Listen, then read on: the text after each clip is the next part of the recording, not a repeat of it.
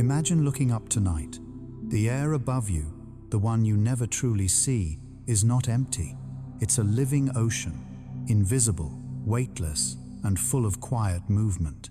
Every cloud, every breeze, every drop of rain you've ever felt has been born within this thin, fragile skin of air wrapped around our planet.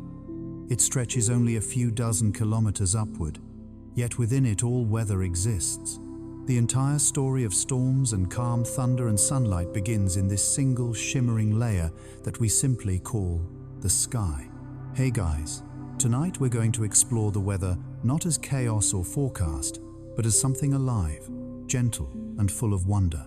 Together we'll drift through the breath of the planet itself, one slow fact at a time.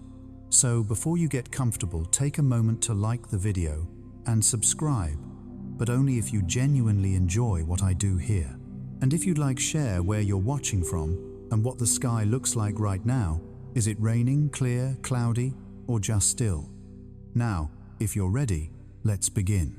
The atmosphere may seem like nothing, but it's made of billions upon billions of molecules, nitrogen, oxygen, a touch of argon, and trace whispers of carbon dioxide and water vapor. Every breath you take has traveled the world. The air entering your lungs tonight may once have swept across Himalayan peaks, brushed the surface of an ocean, or passed through the leaves of an Amazon tree. It's all one connected breath the planet's exhale and inhale. High above sunlight warms this ocean unevenly. Some places glow with heat, others cool in shadow.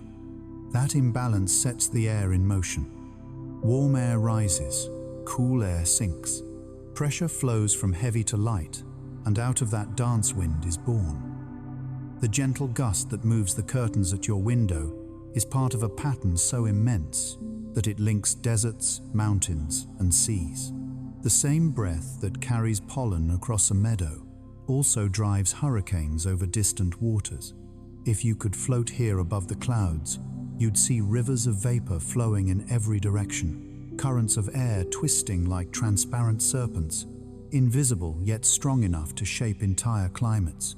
These are jet streams, narrow bands of fast-moving wind that race high in the atmosphere, steering storms like cosmic hands. A single shift in their path can decide whether your town sees rain or drought. But beneath all the science, there's something poetic about this constant motion. The air never stops moving. It turns over, folds upon itself, and renews. Every second it carries sound, scent, warmth, and life. You can't see it, but you can feel it. The gentle push of a breeze, the soft pressure against your skin, the way your lungs rise and fall in rhythm with the sky. Long ago, ancient civilizations saw the sky as divine. The Greeks imagined Aeolus, the keeper of the winds, living in a floating island surrounded by whispering breezes. The Hindus spoke of Vayu, the god of air, both destroyer and giver of life. The Egyptians believed the breath of the god Shu held the heavens apart from the earth. Even now, thousands of years later, we still describe weather in human terms. The mood of the sky, the temper of a storm, the sigh of a summer night. Perhaps deep down we still sense that this air is alive. And maybe it is. Within the atmosphere, energy never rests. Tiny variations in temperature ripple outward, creating patterns too complex for any computer to predict completely. The sky is both orderly and chaotic, a tapestry woven by sunlight, gravity, and rotation. It's a system that constantly balances itself, chasing equilibrium, yet never quite finding it. That's why the weather is never the same twice. Every sunrise writes a new pattern. Every sunset erases it, leaving only memory in the clouds. At ground level, the air hugs the earth, closely warmed by soil, forests, and water. Birds slice through it. Leaves tremble in it. Somewhere, a child blows dandelion seeds, and they rise caught by an updraft that will carry them miles away. Those same air currents cradle sound the whisper of grass, the distant call of thunder, the laughter from a nearby street. The atmosphere is not silent. It's full of voices layered one over another, too soft for us to notice all at once. If you could zoom outward past the rooftops, past the clouds, you'd see that this fragile blue film around our planet is astonishingly thin. From space, it looks like a glowing ribbon, barely there. And yet, it's everything.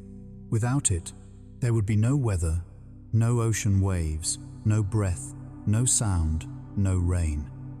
The sky that seems infinite is in truth delicate. Every gust, every cloud, every drop of rain depends on it staying in balance. Scientists call this ocean of air the troposphere, from the Greek word for change. It's an apt name. Within it, change is the only constant. Here, warm fronts rise, cold fronts fall, and pressure waves ripple like invisible tides. These motions shape not only our weather, but the patterns of life on Earth, where forests grow, where deserts spread, where people settle. You can't separate the story of humanity from the story of the sky, but there's another rhythm beneath it all, a slower, deeper pulse. Over centuries, the atmosphere itself changes. Tiny shifts in gases can alter the planet's temperature, redirect winds, and transform climates. The air is a mirror of time, holding the memory of volcanoes, forests, and civilizations. Even a molecule of carbon dioxide can linger for hundreds of years, drifting from generation to generation, carrying traces of every fire ever lit. So tonight, as you lie there listening, think of the air around you, not as nothing but as presence, an invisible companion that touches everything at once. Each breath connects you to every living thing that ever was. The same air once filled the lungs of dinosaurs, drifted through ancient cities, and now curls softly through your room. The sky is breathing with you. When you exhale, the world inhales. When you inhale, you take in sunlight, transformed by leaves, oceans, and storms. You are quite literally part of the weather. So let the thought settle you, and the air are the same motion, the same ancient rhythm. The next time a breeze brushes your face, remember it might have crossed mountains, oceans, and forests just to reach you. It might carry the whisper of rain yet to fall, or the memory of clouds long gone. The sky that breathes through you. High above the world, you know there are rivers that never touch the ground. They have no banks, no sound, and no color, yet they carry more water than the Amazon or the Nile. Scientists call them atmospheric rivers, vast streams of vapor that flow through the sky, guiding storms and feeding rain across entire continents. These invisible rivers move thousands of kilometers, linking oceans to mountains, deserts to forests, and one life to another. If you could see them, they'd look like glowing ribbons of mist curling through the air. They begin over the sea, where sunlight warms the surface and water rises as vapor. Then, carried by winds, these currents drift through the atmosphere, condensed yet unseen. When they meet cold air or tall mountains, they release their burden as rain or snow, sometimes nurturing life, sometimes unleashing floods. It is an endless migration, the ocean traveling across the sky. You felt its breath without knowing it. The gentle rain on your window, the mist in the morning air, even the humidity that clings to your skin on a summer day, all of it is the touch of that wandering river. You are standing beneath a sky in motion, part of a cycle so ancient it began before the first human story was ever told. The water in these clouds is older than the mountains. Every drop has been here before, evaporated, condensed, and fallen again countless times. The same rain that soaked the soil of ancient forests may one day fall as snow on your doorstep. The sky recycles itself endlessly, a slow heartbeat of evaporation and return. When you breathe in moist air, you are inhaling the ocean. The molecules entering your lungs may have risen from Pacific waves last week, drifted across deserts, and now circle above your home. The weather you feel tonight is the memory of a sea you cannot see. In ancient times, people tried to explain this mystery in their own ways. The Babylonians believed storms were the breath of the gods. The Maori of New Zealand said rain came from the tears of Sky Father Ranginui, mourning his separation from the earth. In Chinese philosophy, the cycle of water from cloud to river to ocean and back was seen as a symbol of balance, reminding people that everything that leaves will one day return. Even modern science agrees with that sentiment. Water never truly disappears. It only changes form, whispering through air and time. Picture it now, far above high in the troposphere. Thin threads of moisture are weaving east and west. They drift silently, shaping the destiny of entire lands. In the American West, they bring rain to redwood forests. In Africa, they carry storms, from the Atlantic to the Sahel. In Asia, they feed the monsoons that sustain billions of lives. One invisible current of vapor may hold more water than every river in Europe combined. Yet it floats quietly in the sky, unseen, uncelebrated. Meteorologists track these sky rivers from satellites, watching them snake across continents. They give them names, like the Pineapple Express or the Atmospheric Conveyor. But there's something beautiful about remembering that even with our instruments, we still can't fully predict them. They wander with moods of their own. Some dissolve mid-journey, others gather force and pour their hearts onto the land. The sky, like the ocean, has tides and tempests that no one can command. And yet within that unpredictability lies a kind of peace. The weather does not rage or rest for our sake. It moves by laws deeper than desire, older than civilization.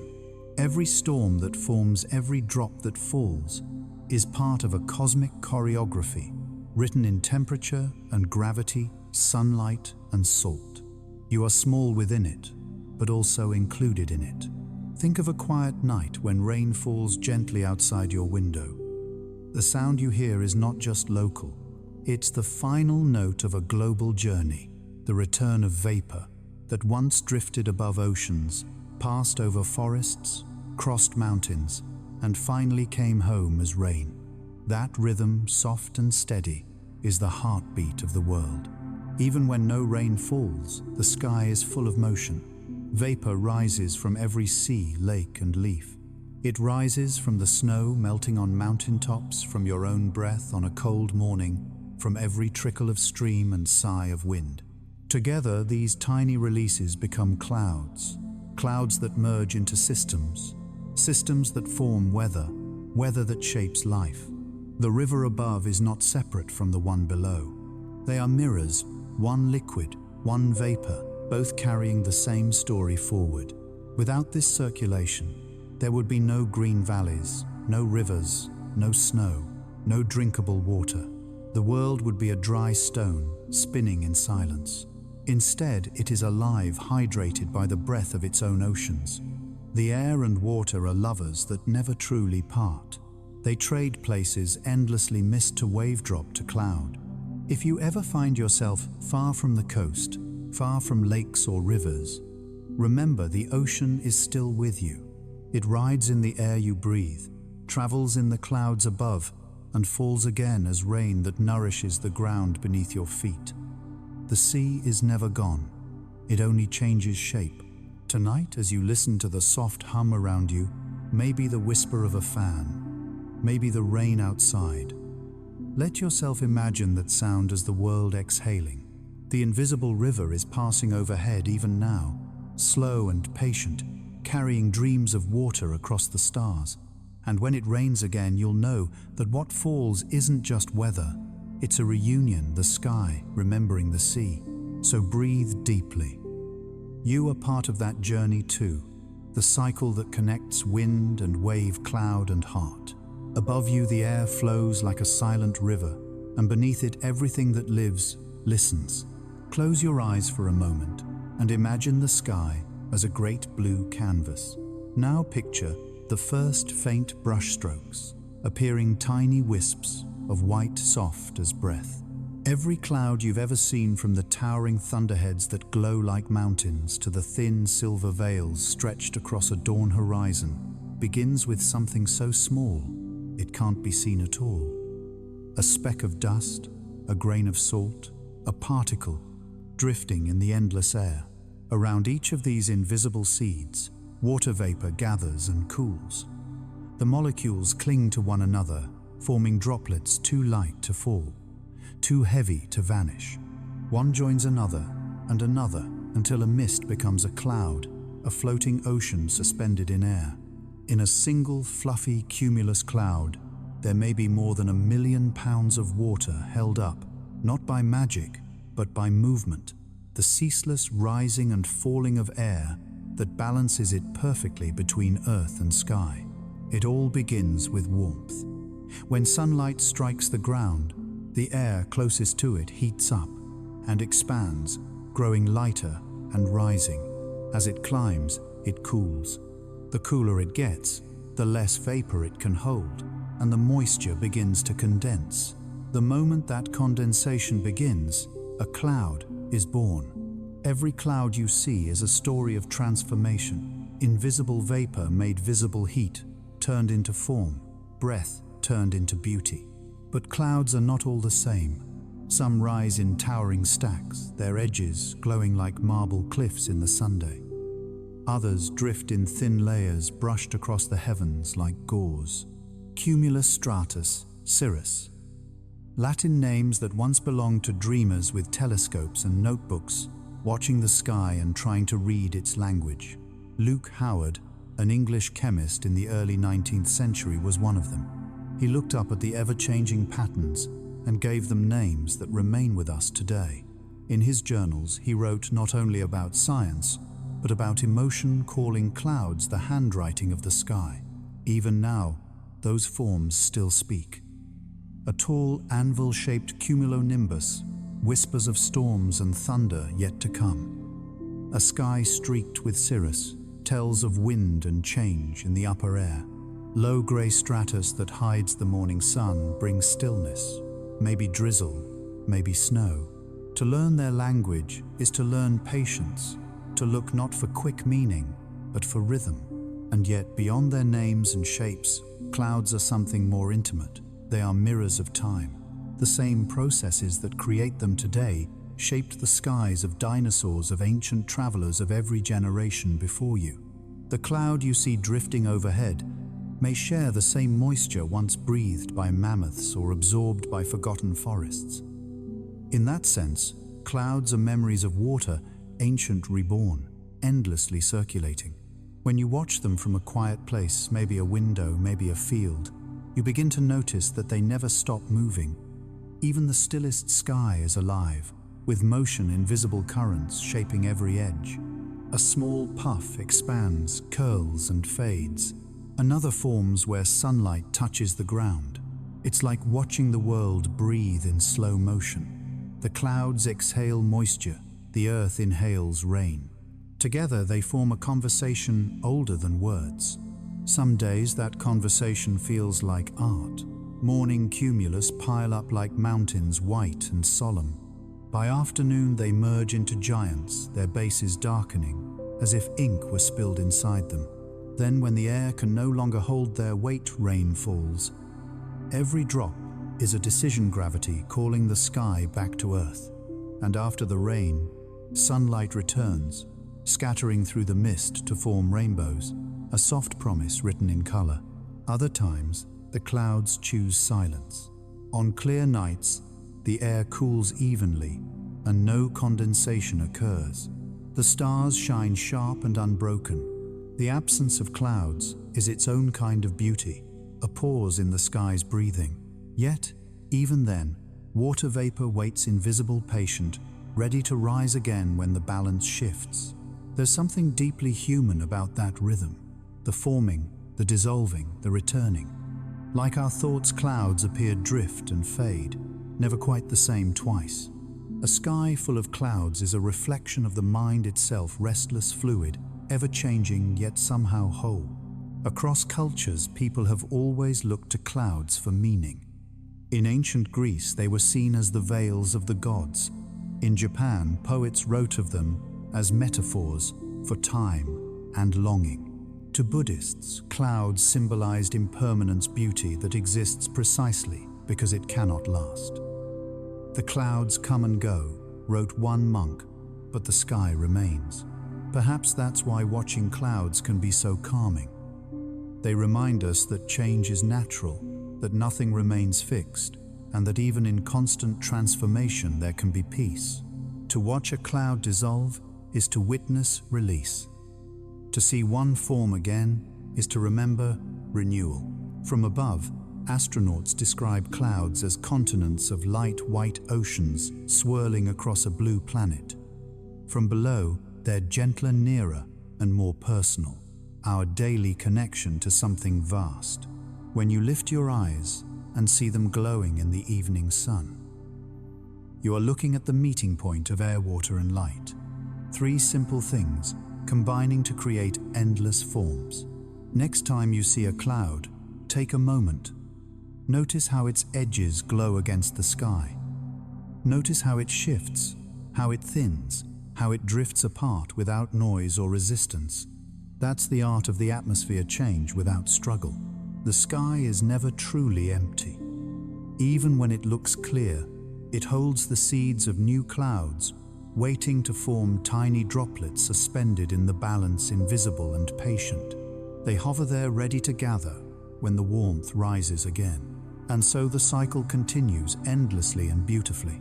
Vapor to droplet, droplet to rain, rain to vapor again. The sky paints, erases, and paints once more. Every cloud that drifts above you tonight is a moment of that eternal creation, fleeting, soft, and utterly alive. You don't have to understand every law of thermodynamics to appreciate it. Just breathe, look up, let your thoughts drift with the clouds and dissolve as they do. The sky is still making art for anyone who remembers to look. Every day, above every city and field, the sky writes.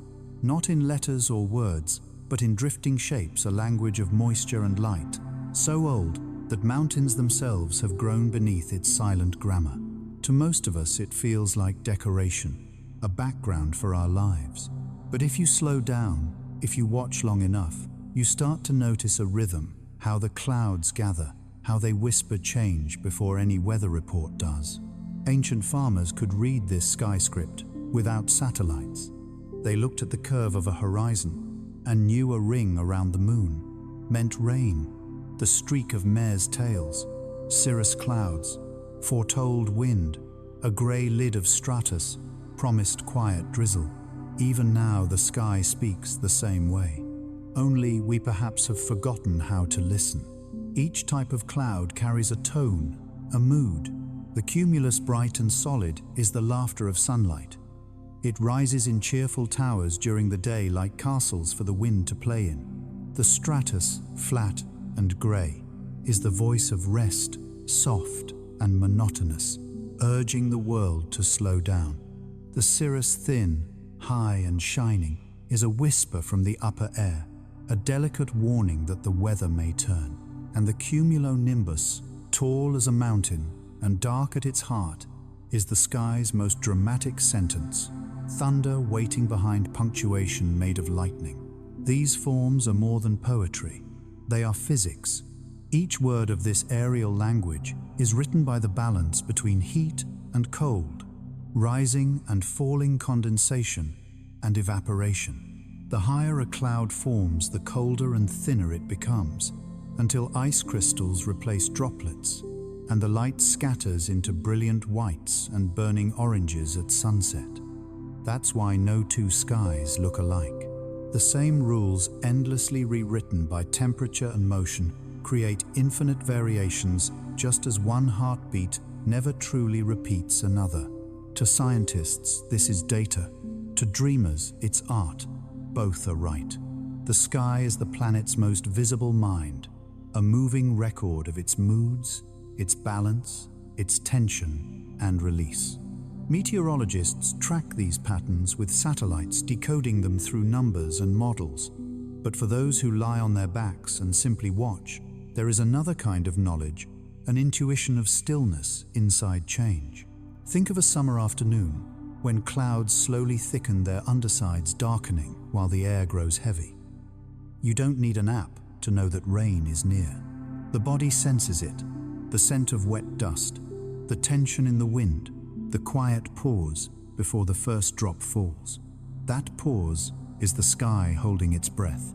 Or think of an early morning when mist drifts low over a meadow. The world feels muffled, as if someone turned down the volume of life. That too is language humidity, rising light, scattering the invisible made visible. Fog is the sky, whispering in close proximity, turning distant things intimate, bringing the horizon near enough to touch. Long ago, sailors read clouds for survival. A sky filled with thin streaks meant fair wind. Low-rolling masses meant storms.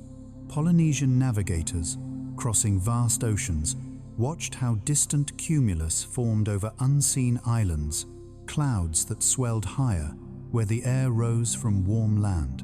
Those white shapes guided them home before compasses ever existed. To know clouds was to know direction, safety, and time. Even painters learned the dialect.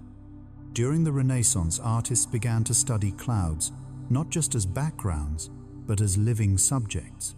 Later, Romantic painters like Constable and Turner turned the sky itself into emotion, joy, sorrow, awe. They understood what science confirms today, that clouds are light-made, tangible geometry written in vapor. They are transient masterpieces painted fresh every few seconds by the wind. At sunset, the vocabulary of the sky changes again. The low rays of the sun turn water droplets into prisms, scattering the shorter blue wavelengths and letting golds and reds bloom across the undersides of clouds. That's why evening skies glow not from magic, but from scattering and shadow. Yet even knowing the reason doesn't spoil the wonder. Knowledge deepens it, because every color you see in those moments is proof that the world for a heartbeat is perfectly aligned. The light, the air, the eyes. And when night falls, the language shifts to silence. The clouds thin, cool, and dissolve into vapor, leaving behind a dark canvas spattered with stars. The sky stops speaking in forms, but the memory of its sentences lingers. The air still moves. It just moves more softly.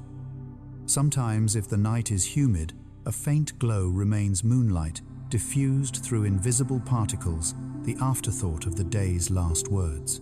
What if you could truly hear that language? Perhaps it would sound like the ocean-long vowels of wind, consonants of rain pauses filled with distance. Or maybe it would sound like breathing the inhalation of warm air, rising the exhalation of cool air sinking. That's what clouds are after all the breath of the planet visible for a while, before vanishing again into the unseen. Next time you see clouds racing overhead, don't call it just weather. It's the earth writing poetry in physics sunlight, composing letters on vapor. Every shift, every flicker, every fading edge means something: energy transforming water, remembering time moving forward. And beneath it all, we walk and breathe as the commas and pauses in that endless sentence. So, look up. Let your gaze slow until you see the subtle gradations of light, the way one cloud dissolves into another. You don't need to translate it, only to feel it. The sky has been speaking since before we were born, and though we may never understand every word, we were always meant to listen, because the language of clouds is the language of impermanence, a promise that even endings are only new beginnings waiting to take shape again. There is a sound that almost everyone knows, though few can describe it: the soft, uneven rhythm of rain. It can be as light as fingertips on glass, or as heavy as drums rolling over a roof. It can whisper, hum, or roar. But no matter its form, it has the same effect. It slows the world down. Rain invites stillness. It hushes the streets, softens the edges of thought, and gives the restless mind something ancient to listen to. When rain begins, it often starts in silence. A faint change in the air, a sweetness, a coolness, a scent that carries memory. That smell has a name: petrichor. It's born when dry soil meets the first drops of water, releasing oils and plant compounds that the wind carries upward. Even before the rain truly falls, we know it's coming. The nose is wiser than the eyes. Then comes the first note, one drop striking a leaf, a roof tile, a window pane, a pause, then another, then hundreds more. Soon the sound becomes a texture, a million tiny impacts merging into a single voice. No two storms sound alike. A drizzle plays a higher pitch, sharp and thin. Heavy rain is deeper like a slow drumbeat. On water, it hisses softly. On wood, it murmurs. On metal, it sings. Each place has its own rain song. In cities, it taps across glass and neon turning traffic noise into rhythm. In forests, it patters on leaves, moves down branches, and sinks into the earth with a sigh. On the open sea, it disappears into itself. Water meeting water, a conversation too quiet to hear. Yet, everywhere that same music tells one story, the return of what once rose into the sky. When you listen closely, you can almost hear the journey within each drop. Not long ago, it was vapor, drifting high above part of an invisible river crossing the planet. Now it falls back home, pulled by gravity's patient hand. Each droplet has shape, weight, and purpose. Together, they erase dust from the air-feed rivers, cool the earth, and begin again the cycle that keeps the world alive. Rain doesn't just make sound, it makes emotion. Scientists studying human relaxation found that the random, non-repeating rhythm of rainfall triggers the brain's alpha waves, the same patterns that appear in light meditation. The mind drifts unfocused, yet aware. That's why we fall asleep faster when it rains. Why stories told under a tin roof feel softer, and why a grey afternoon can feel like permission to rest. But rain is not always gentle. Sometimes it speaks with authority. A tropical downpour bursts like applause from the heavens, overwhelming and pure. Monsoon rains roll for hours, turning roads into rivers, filling rice paddies and reservoirs. In those moments, the world feels washed clean chaos and renewal arriving together.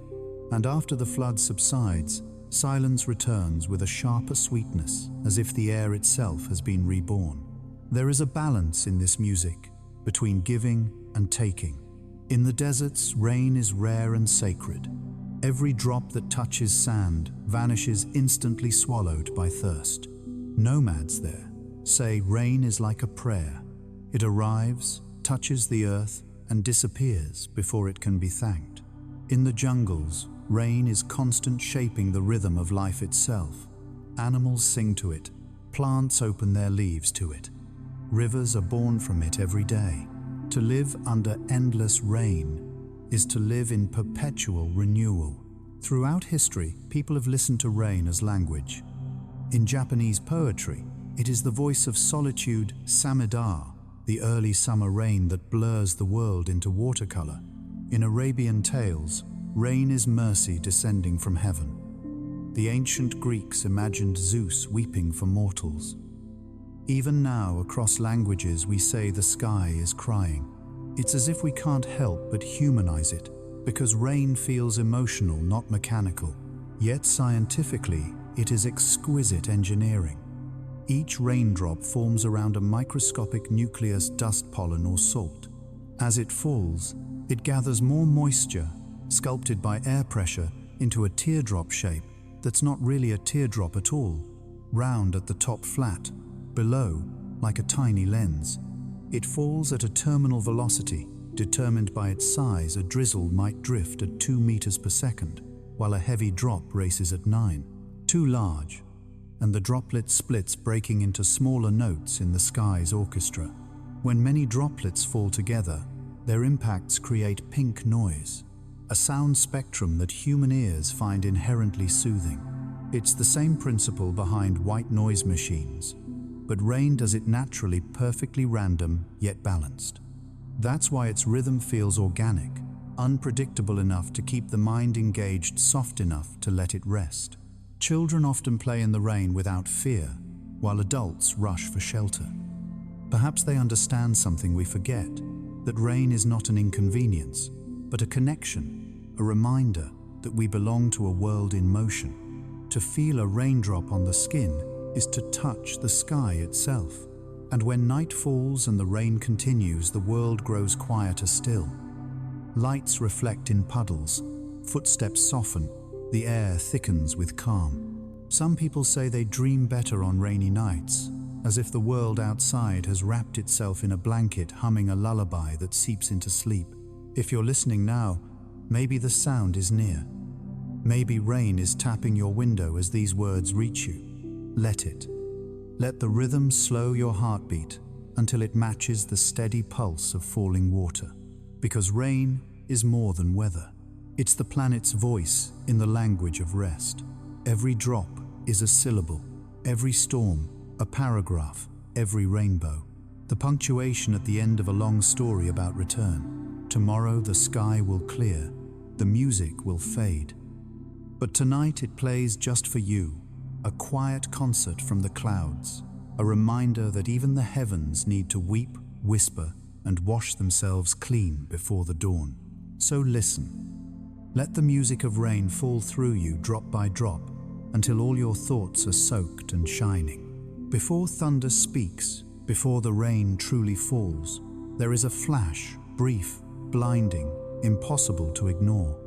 It is lightning, the sudden pulse of the sky. A heartbeat of energy that bridges heaven and earth for a fraction of a second. You've seen it, a jagged vein of light, splitting the night, or a silent flicker behind distant clouds, turning the world silver for an instant. Every flash is both terrifying and beautiful proof that even in its calmest moments, the atmosphere is alive with power. Lightning begins in silence. Inside a storm cloud, billions of tiny ice crystals and droplets swirl, colliding as they rise and fall within powerful updrafts. With every collision, a tiny charge separates positive here, negative there. Over time, this invisible friction turns the cloud into a giant battery, storing more energy than a city could use in a day. The top of the cloud becomes positively charged, the bottom negative, and the ground below begins to answer, building an opposing charge as if drawn toward the tension above. Then suddenly the sky can no longer hold itself together. A spark leaps through the air, a path only a few centimeters wide, but kilometers long.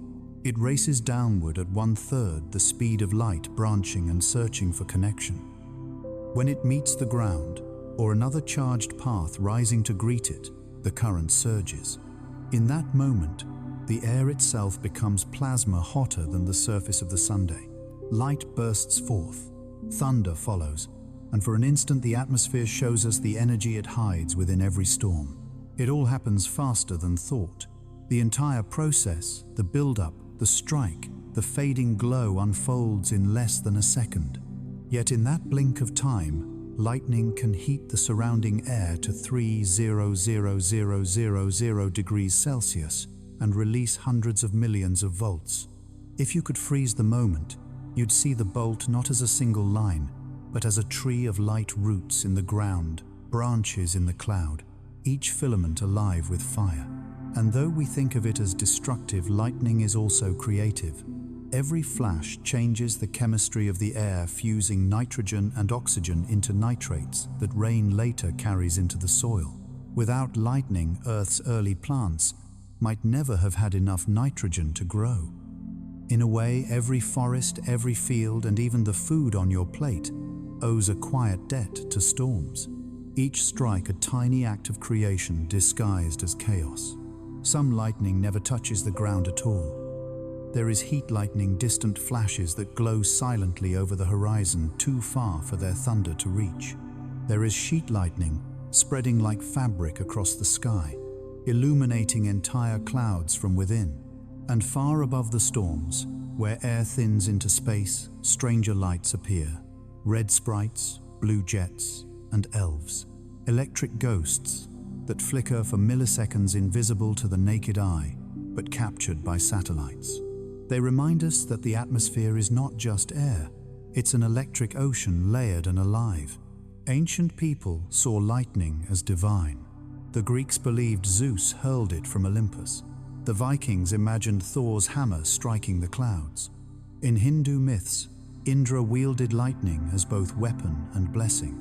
Even today, when science has explained the physics, something primal stirs in us when we see a storm split the sky. We don't just watch, we feel it. Our hearts jump, our breath pauses, as if some deep memory awakens. That reaction is more than superstition. The human body, after all, runs on electricity, two tiny pulses of ions flowing through nerves and heart cells. Lightning outside us mirrors lightning within. A storm is like a cosmic heartbeat, each flash echoing the invisible energy that keeps us alive. It's humbling to realize that the same forces shaping galaxies also flicker inside your chest with every beat. Scientists can now measure the pulse of lightning from space. Satellites orbiting Earth detect thousands of flashes per minute scattered across oceans and continents. At any moment, around 2,000 storms are active on the planet, producing about 50 lightning strikes every second. It's a global rhythm energy, rising and releasing day and night as the planet breathes heat into balance. Each strike, though unique, joins the same silent symphony of charge and release that keeps the weather alive. If you've ever watched lightning from a safe distance, you know the strange calm that follows a flash. For a second, the world seems to pause. Light gone, thunder not yet arrived. In that gap, silence becomes sacred. Then the air trembles. The sound rolls across the land, deep and resonant. Thunder is simply the sky's exhale, the voice of air expanding after being superheated by light. But emotionally, it feels more like the sky acknowledging its own heartbeat. The scent that follows is another clue: ozone, sharp and clean. It's created when the lightning splits oxygen molecules, momentarily refreshing the air. That faint electric smell after a storm is the sky's version of deep breathing, a sign that it has just released enormous tension and now rests again. There's an elegance in that cycle build-up-release-recovery that mirrors our own. Pressure gathers in the unseen parts of us, thoughts, emotions, unspoken worries. Then one moment, something sparks. A word, a memory, a realization. We release it, and calm returns. The sky and the mind are not so different. Both need storms to stay alive. If you ever find yourself caught in a thunderstorm, listen instead of running. Feel the bass of thunder in your ribs. Watch the light illuminate the edges of clouds. Every flash is a pulse of the planet, a reminder that power and peace are not opposites but phases of the same breath. And when the storm passes, when the last echoes fade, notice the world's stillness. The rain slows, the air smells new, the horizon glows faintly where the lightning once danced. In that moment, you're standing inside the heartbeat of the sky, brief, immense, and impossibly alive. Tonight, let that thought settle into you like a gentle current. The same electricity that leaps between clouds flows quietly in your nerves. The same rhythm that drives storms keeps your heart steady. You are part of this pulsing, luminous web of energy that connects all living things. So the next time lightning flashes across the horizon, don't look away. Let it remind you that even in darkness, the universe still beats one dazzling, fleeting pulse at a time. There is a kind of silence that exists only between lightning and thunder, a moment suspended between light and sound. The sky flashes first pure and immediate, then waits as if drawing a deep breath. And then from far away the air begins to tremble. The sound arrives like a rolling wave, soft at first, then deep echoing, full of power and distance. Thunder is the memory of lightning, the air's long, slow exhale after being struck by a pulse of light. It's strange to think that thunder, this sound that can shake windows and rattle bones, is simply air moving. No divine roar, no cosmic drum, just expansion. When lightning flashes, it heats the air to tens of thousands of degrees in a fraction of a second. The heat makes the air expand explosively faster than the speed of sound, creating a shock wave that ripples outward in every direction. We hear that ripple as thunder, not one sound but 1,000 overlapping echoes bouncing off clouds, mountains, and the curve of the earth itself. That's why thunder rolls. It's not a single crack, but a journey, a sound stretching through distance. The flash you see and the rumble you hear are part of the same event, separated only by the pace of light and sound. Light travels instantly, but sound must wander slow and steady through the heavy air. Roughly 3 seconds of silence means the storm is 1 kilometer away. Count to 15, and you'll know it's safe to breathe again. Every child learns that game instinctively, as if counting the heartbeat of the sky.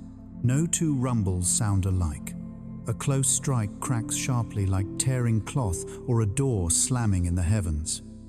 Distant thunder softened by miles of air sounds more like the ocean, a low and continuous roar. In valleys, it echoes between walls of stone. Over the plains, it stretches wide and slow. Even when you can't see the lightning, the sound alone can tell you how far it traveled, how large the cloud was, how heavy the rain will be. The atmosphere is not just space, it's an instrument, and storms are its musicians. In a way, thunder is the language of tension released. It's the universe reminding us that energy never disappears, it only transforms. The same laws that make stars burn and oceans move are speaking here in sound waves rippling through the sky. Each thunderclap is an echo of creation itself, energy becoming motion, silence becoming voice.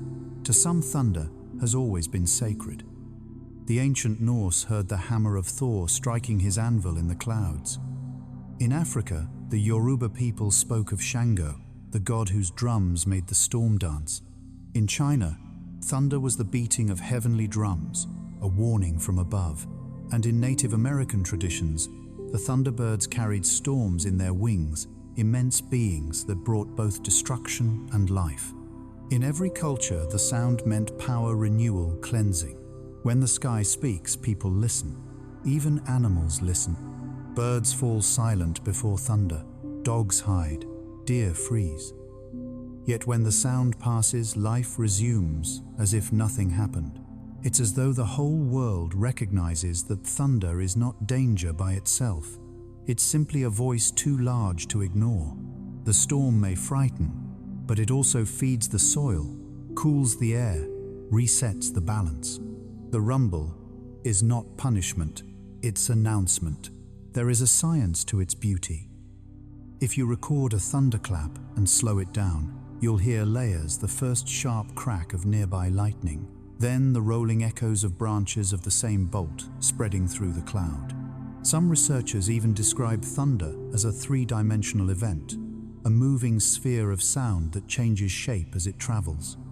When it reflects off mountains or buildings, it creates harmonics like chords in a song. What we hear as chaos is actually complexity, a natural symphony too vast for us to map completely. And yet we respond to it emotionally, not intellectually. When thunder rolls in the night, something deep inside us stirs. It's the same instinct that makes firelight comforting, primal recognition. For millions of years, humans have lived with storms as teachers and companions. The sound of thunder once meant shelter, caution, awe. Even now, in safe houses and cities, that instinct remains. We still pause, still listen. The sound connects us backward through time to caves and forests, to ancestors who watched storms and felt both fear and fascination. After the thunder passes, the silence that follows is never the same. The air feels cooler, the world sharper. Raindrops fall slower, gentler. There's a kind of peace that arrives only after the roar. The body relaxes, the sky exhales, and everything feels rinsed clean. You can almost hear the echo of thunder still circling somewhere on the horizon, fading into the hum of the earth. Scientists say the energy of a large lightning strike could power a light bulb for months. But perhaps thunder powers something else, the imagination. Poets and dreamers have always listened for meaning in its sound. They hear not just air, but emotion, anger, longing, rebirth. The storm becomes a mirror for the mind, loud, brilliant, temporary, but unforgettable. If you've ever woken in the middle of the night to a storm, you know that mix of fear and comfort. The darkness outside flashes white, the air hums, and for a moment everything feels alive. You pull the blanket closer, not to block the sound, but to feel it safely. That's the secret of thunder. It reminds us that we are small, but not alone, because thunder is not the opposite of calm. It's part of it. The world cannot stay silent forever. It must speak, release, and return to peace. The thunder speaks, and the silence afterward listens. Together, they keep the planet breathing, a conversation as old as the clouds. So the next time the sky shakes and the air trembles, don't just hide. Pause, count, listen. The space between flash and echo is the pulse of the atmosphere, and in that pulse is the sound of home, the earth and air, remembering each other, calling, answering, and falling quiet once more. Let it roll through you. Let it fade. What remains afterward is stillness, the soft heartbeat of a world made clean again.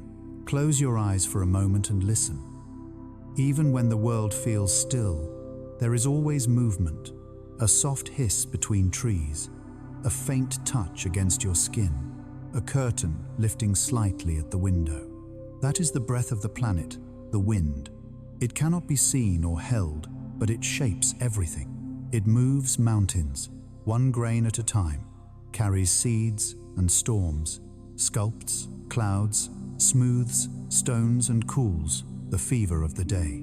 Wind is motion made visible only by what it touches, the invisible artist that never stops creating. The story of the wind begins with sunlight. The sun warms the earth unevenly, more at the equator, less at the poles, more on land, less on water. The air above warm ground expands and rises, while cooler, denser air rushes in to replace it. That movement, repeated endlessly, becomes wind. Its simple yet profound heat becomes motion, and motion becomes life.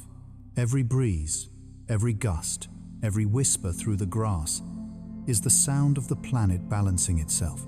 If you could see the wind, you'd see rivers of air flowing around the globe. Some are slow and steady, like the trade winds that once carried wooden ships across the oceans. Others are wild and changing, spiraling across continents in vast systems of high and low pressure. High above, the jet streams race like invisible highways, shaping the weather far below. Each current, each swirl, is part of a global dance, one that has no beginning and no end. Wind has been both friend and enemy to humanity. It filled the sails of explorers who crossed unknown seas. Yet it also drove hurricanes that erased entire cities. The same invisible force that powers windmills and turbines has toppled forests and carved deserts. But perhaps that duality is what makes it sacred. It cannot be owned, only felt. You cannot command it, only wait for it. In every gust, there is both freedom and unpredictability. Ancient civilizations gave wind names and souls. To the Greeks, it was Boreas, Zephyrus, Notus, and Eurus, the four directional gods, each ruling a corner of the world. In Japan, the wind spirit was Fujin, carrying storms in a great bag over his shoulder.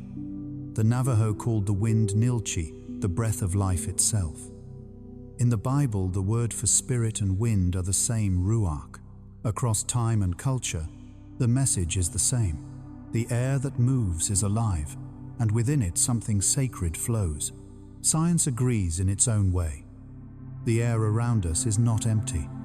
It's a mixture of gases and particles in constant motion, molecules colliding, pushing, expanding.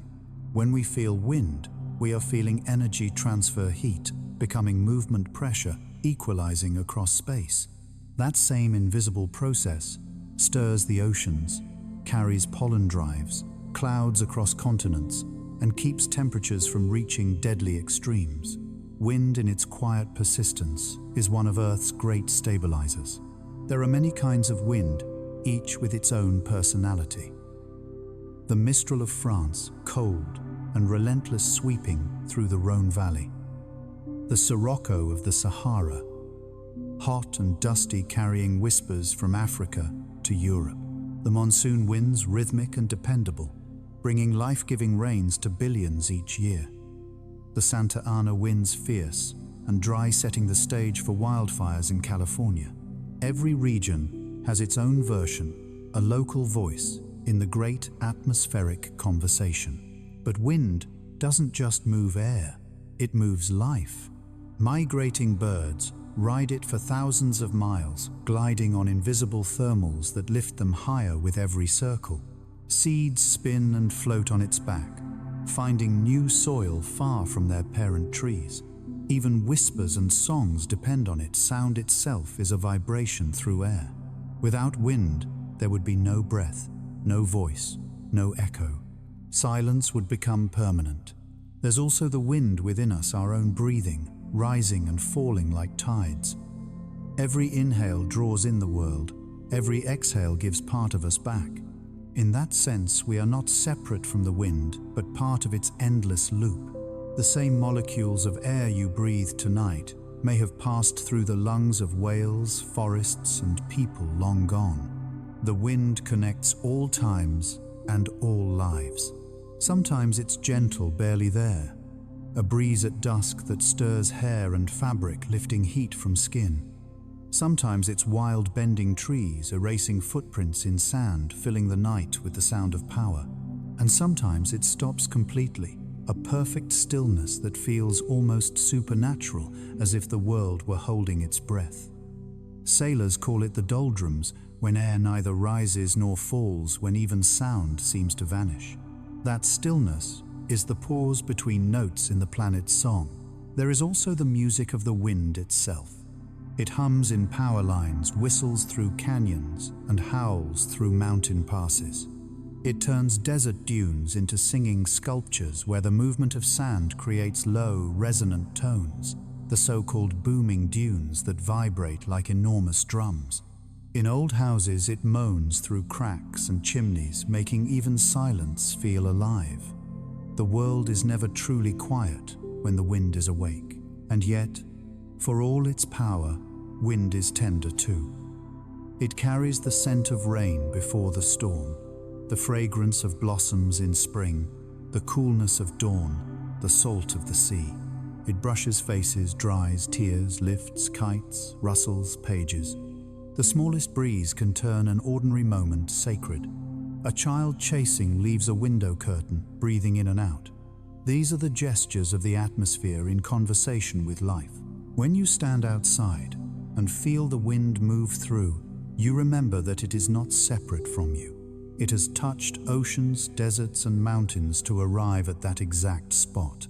It is the same wind that once cooled mammoths, filled sails on ancient seas, and whispered through the temples of forgotten civilizations. Let it remind you that everything is connected: the air, the light, the sea, and your heartbeat. You are part of the world's motion, carried gently in its invisible flow. The mystery of the wind is not that it moves, but that it never stops, and neither do you. So breathe with it. Let it move through your thoughts, like through an open field. Because the world's oldest song is still playing, and it begins not with sound, but with the silent movement of air. There's a silence the world knows, just before chaos arrives. It comes suddenly. The birds stop singing, the leaves hold still, the air thickens as if holding its breath. You can feel it on your skin before you can name it. The temperature drops slightly. The light shifts to a strange silver hue, and the sky darkens not with night, but with warning. This is the calm before the storm, that strange intermission in the play of weather when everything pauses, aware of what's coming, waiting for release. It begins long before the first raindrop falls. Deep within the clouds, forces are already gathering. Warm air rises, cool air sinks, pressure builds in invisible layers. The atmosphere prepares itself, quietly rearranging. To the untrained eye, nothing seems to happen, but to nature, it's a moment of intense anticipation, the orchestra tuning before the music begins. During this calm, even time seems to slow. The usual noise of life, distant traffic, buzzing insects, human chatter fades away. You can almost hear the silence. The air feels thicker, heavier, charged. It presses against your skin like a weight. Some people say they can smell storms before they come, and they're right. The scent of ozone, that sharp metallic tang, rides ahead of the rain. It's the perfume of lightning molecules split and reformed in the upper air, carried to you as a whisper of what's to come. Animals sense it too. Birds descend and hide among branches. Dogs pace or whine. Cows lie down in fields. The natural world knows how to listen better than we do. It recognizes imbalance the way pressure and temperature shift the static hum that fills the air. The calm before the storm is not peace. It's tension disguised as stillness. And yet, it's beautiful. There's a kind of magic in that muted light when the world turns dim but not dark, when clouds hang low and the air glows faintly green or amber. Photographers chase that light. Poets write about it. It's a moment of contradiction. The beauty that precedes destruction, the quiet that births sound, the stillness that gives meaning to motion. Scientists can explain it. Before a thunderstorm, the updrafts of warm, moist air are rising rapidly into colder layers, creating towering cumulonimbus clouds. The descending air at the edges of the storm temporarily suppresses local winds, creating that eerie sense of quiet. The air grows stable, the ground cools, and the storm's energy compresses above, waiting for release. It's as though the sky itself is inhaling, holding everything in, preparing to exhale with lightning and rain. If you stand outside during this pause, the world feels different. Every color sharpens, leaves darker clouds, thicker the air denser. You can feel electricity building, tiny charges brushing along your arms and hair. The first gust of wind that breaks the silence feels like punctuation, the page turning between two chapters. It's no wonder our ancestors saw this as divine, a threshold between calm and chaos, life and cleansing. Throughout history, the calm before the storm has become a metaphor for human life. We feel it in moments before confession, before truth, before change.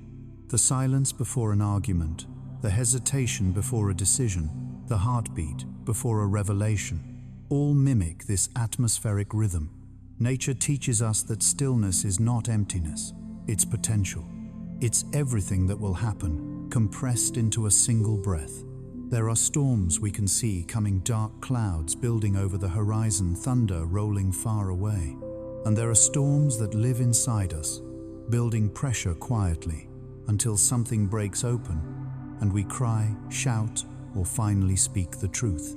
The calm before both feels the same as silence that hums a knowing that something must shift. In some places, this pause is sacred. In the open plains of America, people say that when the wind stops before a tornado, the world feels like it's holding a secret. In the tropics, before a hurricane arrives, fishermen say the sea itself flattens, eerily smooth, as if exhausted by what it knows is coming. And in the high mountains, climbers have described an uncanny peace, the kind that makes even fear go quiet, just before lightning explodes from clear skies. All of these moments share one truth. Nature balances itself through extremes, calm and chaos, silence and thunder, birth and decay. They are not opposites, but partners. One cannot exist without the other. The stillness before the storm is proof that equilibrium is never permanent. It's a fleeting alignment, a fragile symmetry between energy and release. When the first drops of rain finally fall, they feel like relief. The wind rises again and the world exhales. The trees begin to move, the air cools and thunder rolls like applause. The long-held tension dissolves and the earth begins to breathe again. The storm doesn't destroy the calm, it completes it. If you listen carefully, you can hear it as music. The slow, sustained note of silence swelling into rhythm, then melody, then roar. Afterward, when the rain fades and the air clears, the world seems newer, cleaner, softer. The calm returns not the same as before, but transformed. It's the peace that comes after expression, after the world has said what it needed to say. So the next time you feel that eerie quiet, that breathless pause when everything seems to wait, don't rush indoors just yet. Stand there for a moment. Feel the stillness press against you, the sky heavy with unspoken energy. That calm is not emptiness, it's promise. It's the space between inhale and exhale, between thought and creation. And when the storm finally breaks, remember every silence, no matter how long, is only the beginning of another song. At the center of chaos, there is a place so calm, it feels unreal. A silence so pure, so absolute, that it defies the fury surrounding it. This is the eye of the hurricane, the quiet heart of one of nature's greatest forces. To stand there is to experience contradiction, made real devastation, spinning in every direction. Yet, above you, the sky is blue and the air still. The world destroys and rests at the same time. A hurricane begins as a whisper, a small disturbance over warm ocean waters. Heat rises from the sea, lifting moist air high into the sky. As it cools, the water vapor condenses into clouds, releasing even more heat energy, feeding energy. Soon the air begins to spiral, drawn into rotation by Earth's spin. What was once a breeze becomes a vortex, tightening like a dancer's spin faster and faster as it draws in more air. In the Atlantic, these storms are called hurricanes. In the Pacific, typhoons. Near India, cyclones. Different names for the same powerful being, a storm born of heat and rotation. As the hurricane grows, its structure takes shape, a colossal engine of wind and moisture, hundreds of kilometers wide, spinning with perfect, terrible symmetry. Bands of thunderclouds twist around the core, where pressure drops to its lowest point. The winds here can exceed 250 kilometers per hour, powerful enough to uproot trees, tear roofs from homes, and reshape coastlines. Yet, at the very center of all this chaos, there is stillness. The eye forms when air from the upper levels of the storm sinks toward the center, warming and drying as it descends. That downward motion cancels the violent upward drafts around it, creating a calm pocket amid destruction. In that fragile zone, the air is clear, the wind gentle. The sea below may be smooth, reflecting the light that filters through the broken wall of clouds. Astronauts looking down from orbit have called it one of the most haunting sights on Earth, a perfect circle of blue floating in a sea of white turbulence. But that calm is deceptive. Around the eye is the eye wall, a ring of the storm's most violent winds and heaviest rain. The boundary between peace and chaos is razor-thin, measured in meters. Within minutes, the serenity can vanish, replaced by a roar so loud it drowns thought. Many who have lived through hurricanes describe the transition as surreal sunlight breaking through the clouds. For a brief moment, birds reappearing the air, suddenly still, and then, just as suddenly, the second wave arrives, the wind reversing, direction stronger than before. It's a rhythm both terrifying and awe-inspiring, calm, chaos, calm again. The hurricane breathes, and in that breath, we can glimpse something profound about nature, that even destruction contains balance. Every storm, no matter how fierce, carries within it a heart of silence. Scientists have long studied these tempests, seeking to understand their power. They measure pressure, temperature, humidity, and the subtle dance of Coriolis forces that guide the spin. Radar reveals the internal structure, spiraling rain bands, vortices within vortices. Supercomputers model their paths, yet even today, no one can predict every twist, every change in strength. Hurricanes remain part of Earth's mystery, reminders that our control over nature is at best borrowed, and yet, beyond data, there is poetry. Imagine standing in the eye itself after hours of roaring wind. You suddenly hear nothing. The light returns soft and eerie. The ocean lies calm, yet the horizon is a wall of cloud circling you like a cathedral built from vapor. You might even feel grateful for the silence, though you know it won't last. That moment of grace is nature's illusion, the planet showing mercy before resuming its work. People who've experienced it say it feels like time has stopped. Some describe it as holy, others as terrifying. A few weep from relief knowing the storm will soon return. That contrast, calm within chaos, leaves a mark on the soul. Perhaps that's why we use the phrase "the eye of the storm" to describe inner peace amid struggle. Every life has moments like that, when everything around you is spinning out of control, but somewhere inside, there's stillness, a center that holds. The hurricane teaches that balance is not the absence of conflict, but the coexistence of opposites. The eye exists only because of the storm around it. Without the violence, the calm would have no shape. It's a truth that applies to the weather, to the world, and to ourselves. Peace is not what happens when the winds stop. It's what you find in the middle of them. Meteorologists say that after the storm passes, the air is cleaner, clearer, reorganized. Salt and dust settle, the atmosphere resets.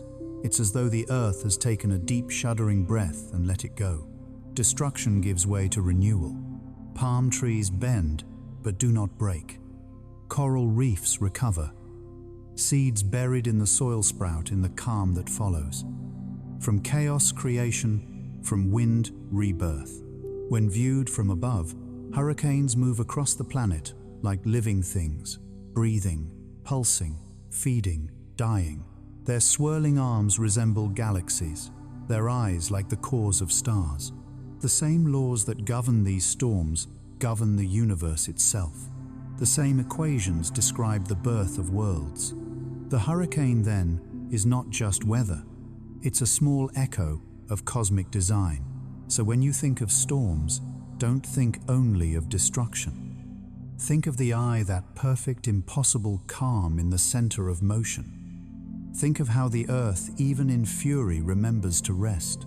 And remember this: every storm ends, every eye moves on.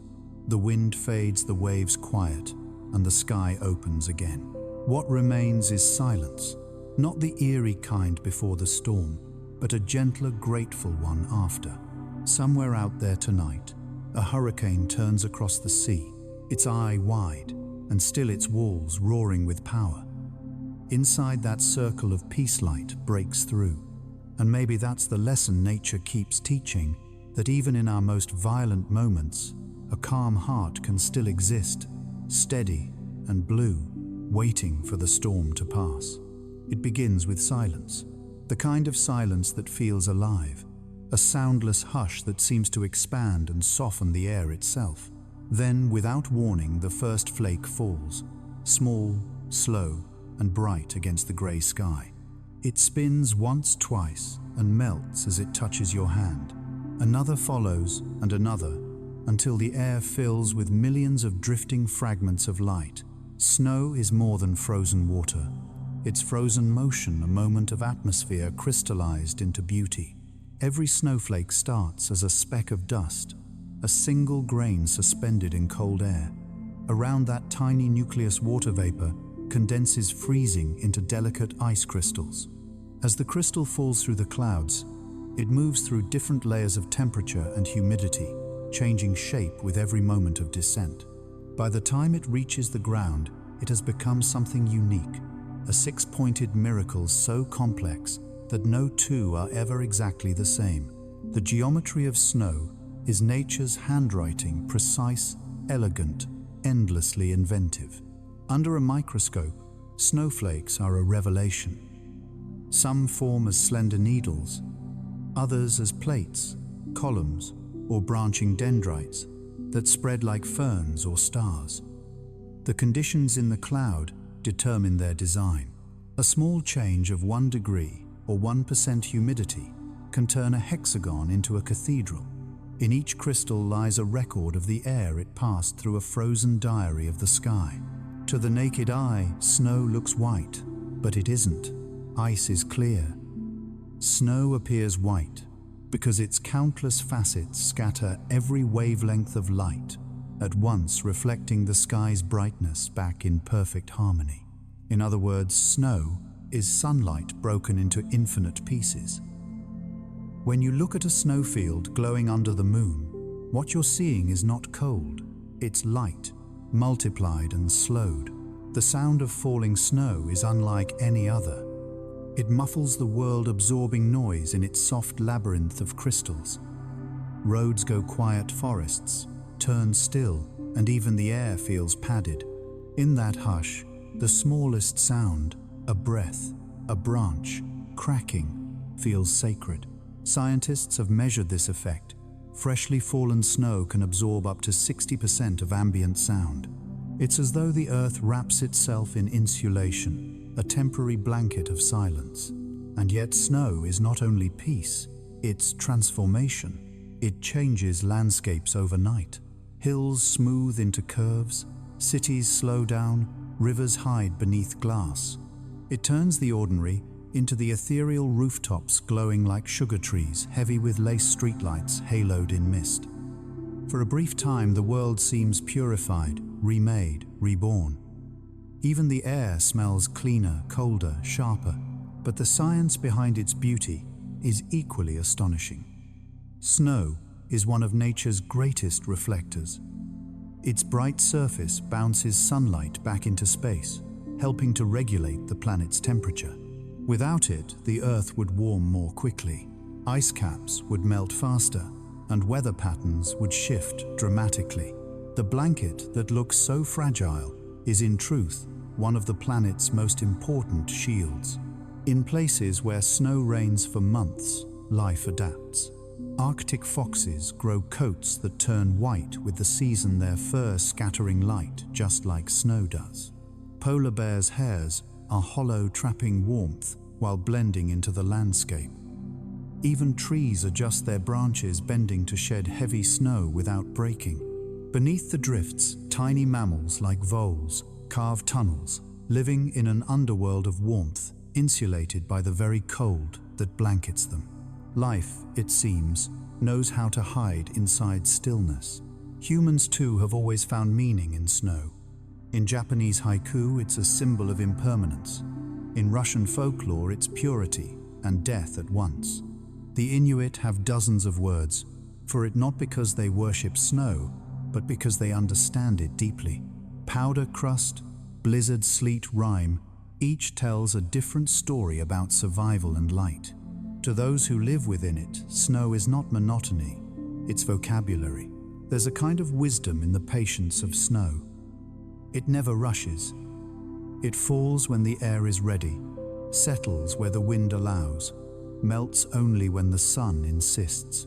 Each flake fulfills its quiet purpose to fall, to rest, to disappear. The world, if it listens, could learn something from that simplicity. When snow melts, it begins another journey. The water runs into soil, seeps into roots, joins streams, and finally finds the sea again.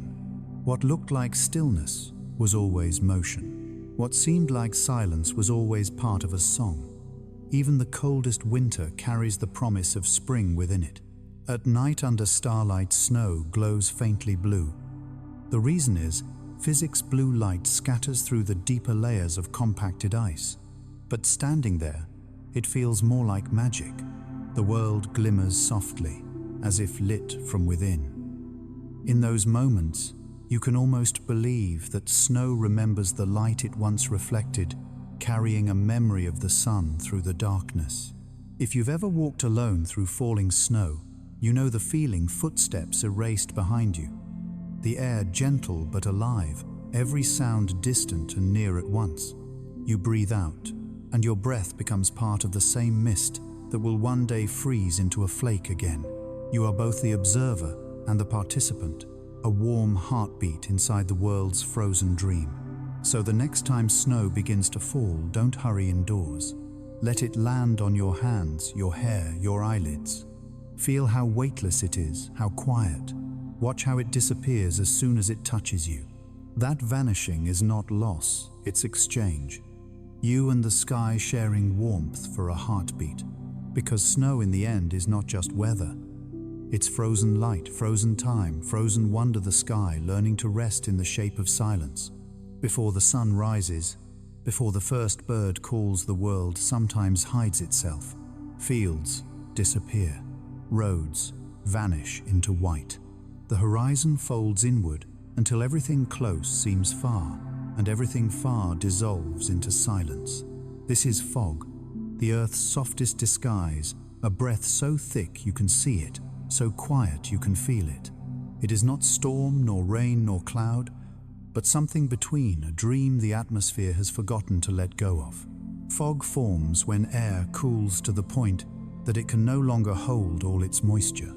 The invisible vapor condenses into countless tiny droplets suspended in the air, each one clinging to dust or salt or pollen. What was once unseen becomes visible. The world reveals its breath. Sometimes it forms at night as warmth escapes into the open sky. Sometimes it rolls in from the sea, born from contrast between cold water and warm air. However it appears, it moves with the patience of ghosts, slow, deliberate, impossible to grasp. To walk through fog is to step inside the weather itself. It wraps around you, muffling every sound. Trees become silhouettes. Lights dissolve into halos. The ordinary world feels distant, softened, almost sacred. Psychologists say, fog changes. Our perception of space distances seem longer. Sounds seem closer. Time feels slower. It's not just visual, it's emotional. The brain quiets in response to less information, and for a moment we find peace, not from stillness, but from uncertainty. There's a science behind its softness. Each droplet in fog is smaller than a human hair, a perfect sphere of water, reflecting and refracting light in all directions. That scattering diffuses brightness, evenly erasing shadows. It's why the world looks flatter, why edges disappear, why headlights glow in rings instead of beams.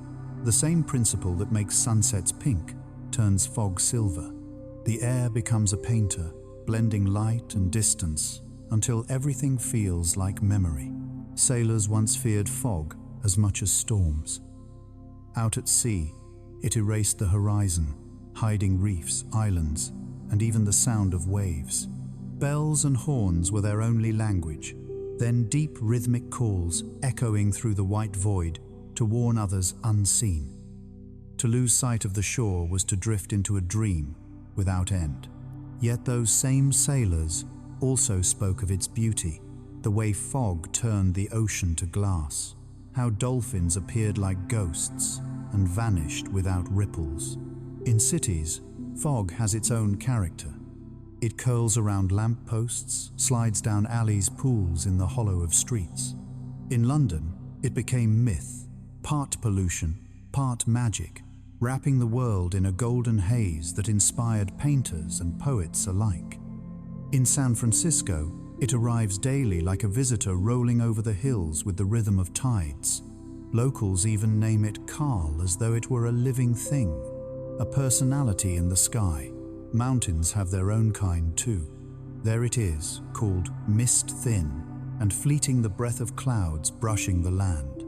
Mist rises from valleys after rain, lifting like incense toward the morning Sunday. You can watch it swirl around peaks, vanish, and return again. Standing in it feels like standing inside the lungs of the earth. Inhalation and exhalation, visible at last. But fog is not always gentle. Dense fog on highways blinds drivers. In airports, it grounds planes. It can swallow entire landscapes in seconds, reducing vision to the length of an arm. Pilots call it zero visibility. To them, fog is not beauty, it's peril. And yet, even then, there is fascination, because fog is weather you can touch. You can feel it bead on your eyelashes, dampen your hair, cool your face. It blurs not just sight, but the line between you and the world. Writers have always been drawn to it. For them, fog is metaphor, for confusion, for memory, for mystery. Dickens used it to cloak his cities in secrecy.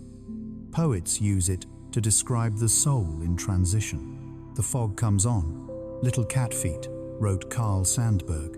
2. It sits looking over harbour and city on silent haunches, and then moves on. Few weather phenomena invite such tenderness. Fog asks nothing, explains nothing. It simply arrives, lingers, and leaves without trace. In science, fog helps life thrive.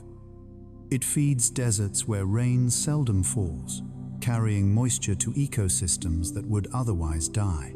Along the coasts of Chile and Namibia, fog is harvested using fine mesh nets that collect its droplets, turning mist into drinkable water. Redwoods in California drink from it too, their needles catching the fog, letting it drip to the roots below. Without fog, those forests would shrink and entire habitats would vanish. At dawn, when sunlight finally breaks through, fog begins to lift. The world reappears slowly, as if awakening from a long dream. Trees regain their color, hills return from the white. The air warms, the droplets evaporate, and the sky clears. But something remains, a softness, a reminder that the world can vanish and return without ever really leaving. There's a quiet lesson in that. Sometimes life obscures your path, blurs the edges of certainty.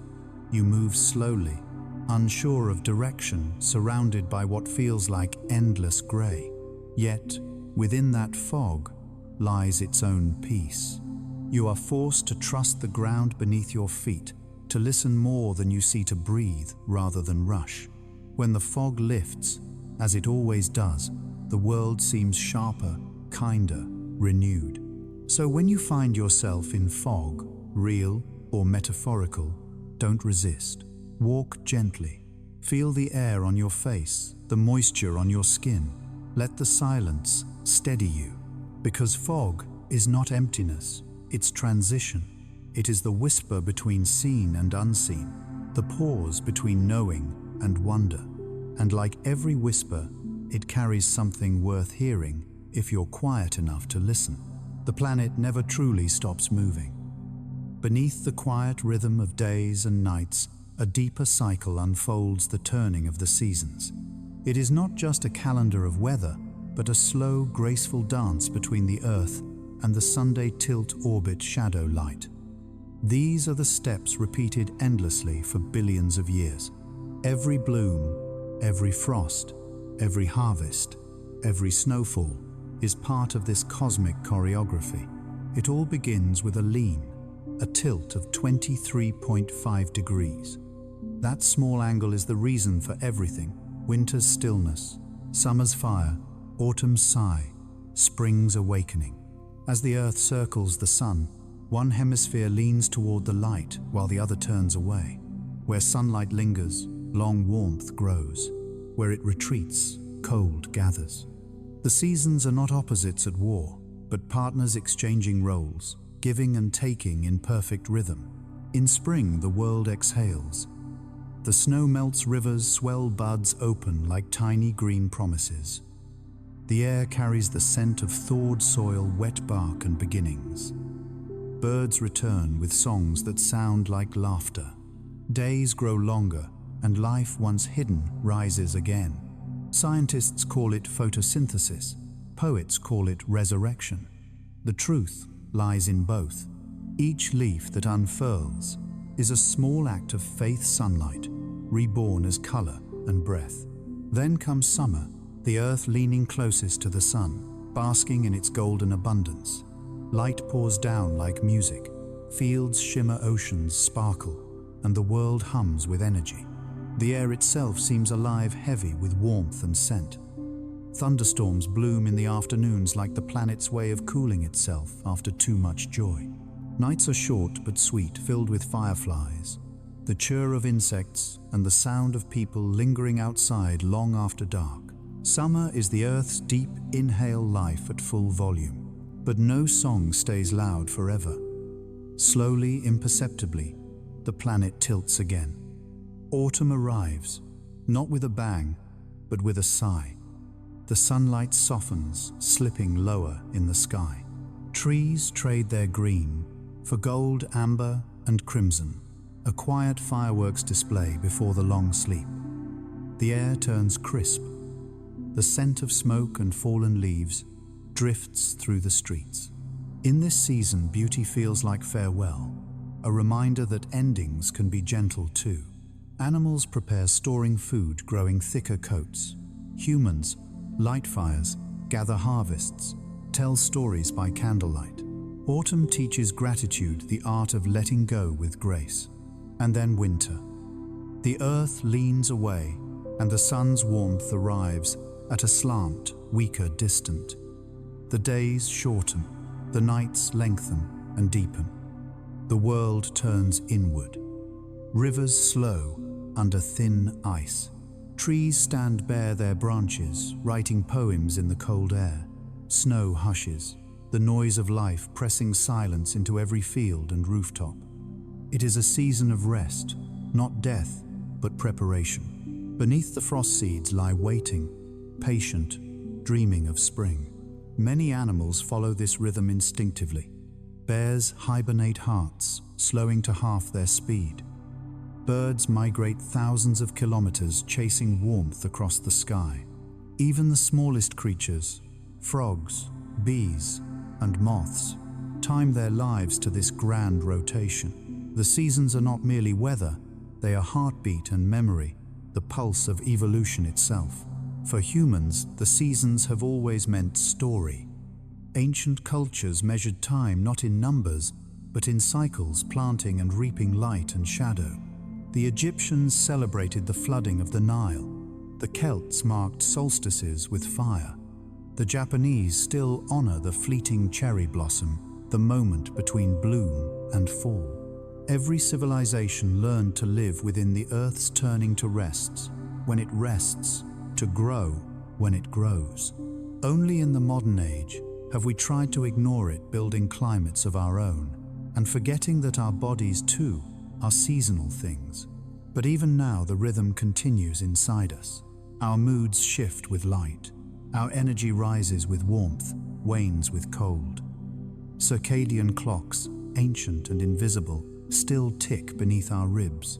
Studies show that humans produce more serotonin in summer, more melatonin in winter. We are in our own way small reflections of the turning world, creatures tuned to its slow rotation. There is a quiet wisdom in that motion. The seasons remind us that change is natural, that everything in life moves through cycles of light and shadow, growth and stillness. Nothing blooms forever, and nothing stays frozen forever. Even grief, even joy, even uncertainty, all pass like weather.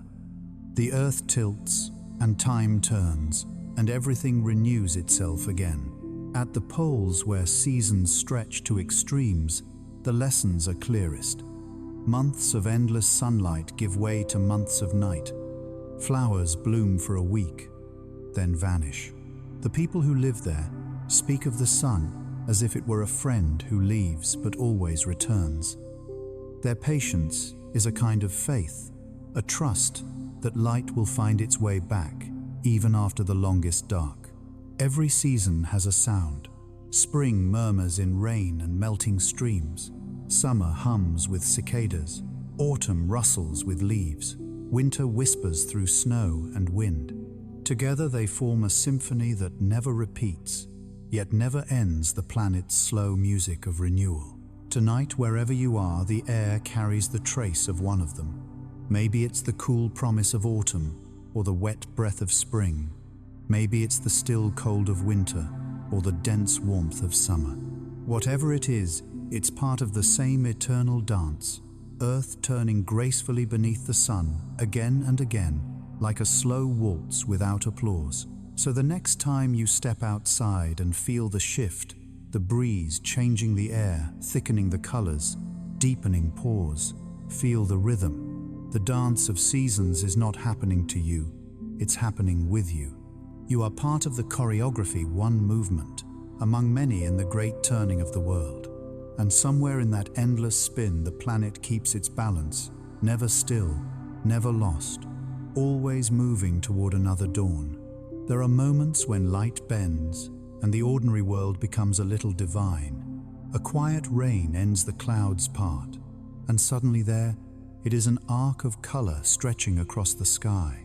It feels impossible, almost too perfect to exist. Yet the rainbow is one of the oldest miracles of physics, sunlight, water, and perception, working together to create beauty from nothing but refraction. Every rainbow begins with rain and sunlight meeting at just the right angle. As sunlight passes through a droplet of water, it slows and bends, splitting into its component colors: red, orange, yellow, green, blue, indigo, violet. The light reflects once inside the droplet and emerges back toward your eyes. What you see as a single glowing bow is actually millions of raindrops, each reflecting a slightly different beam of color.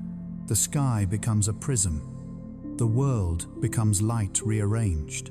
If you move, the rainbow moves with you. That's because it doesn't exist in the air.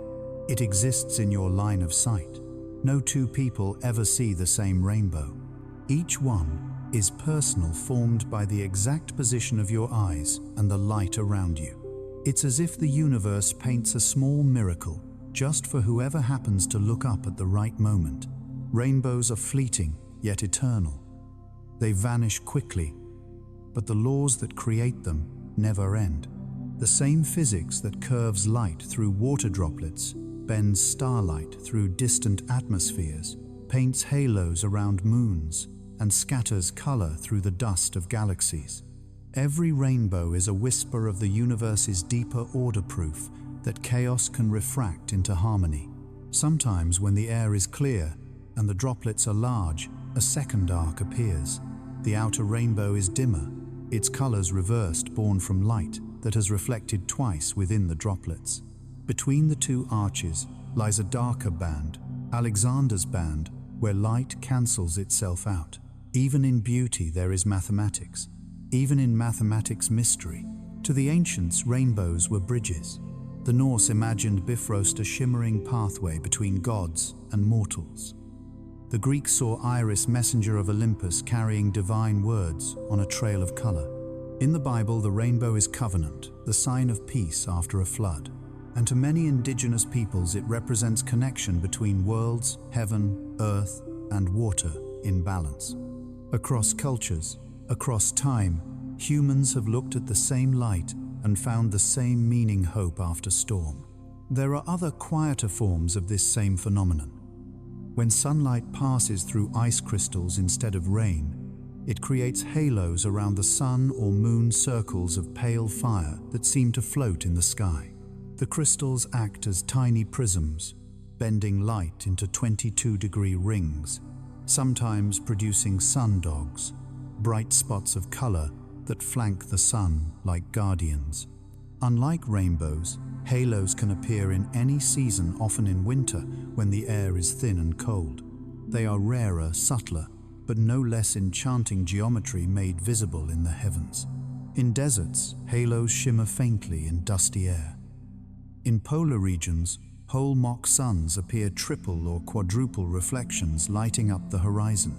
Pilots flying through clouds sometimes see glories, perfect circles of rainbow light surrounding the shadow of their airplane. To those who witness it, the sight feels personal, like an aura painted by sunlight itself.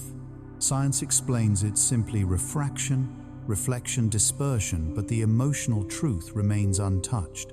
To see a rainbow or a halo is to feel wonder rekindled, to remember that light can play, that even storms carry the seeds of color within them.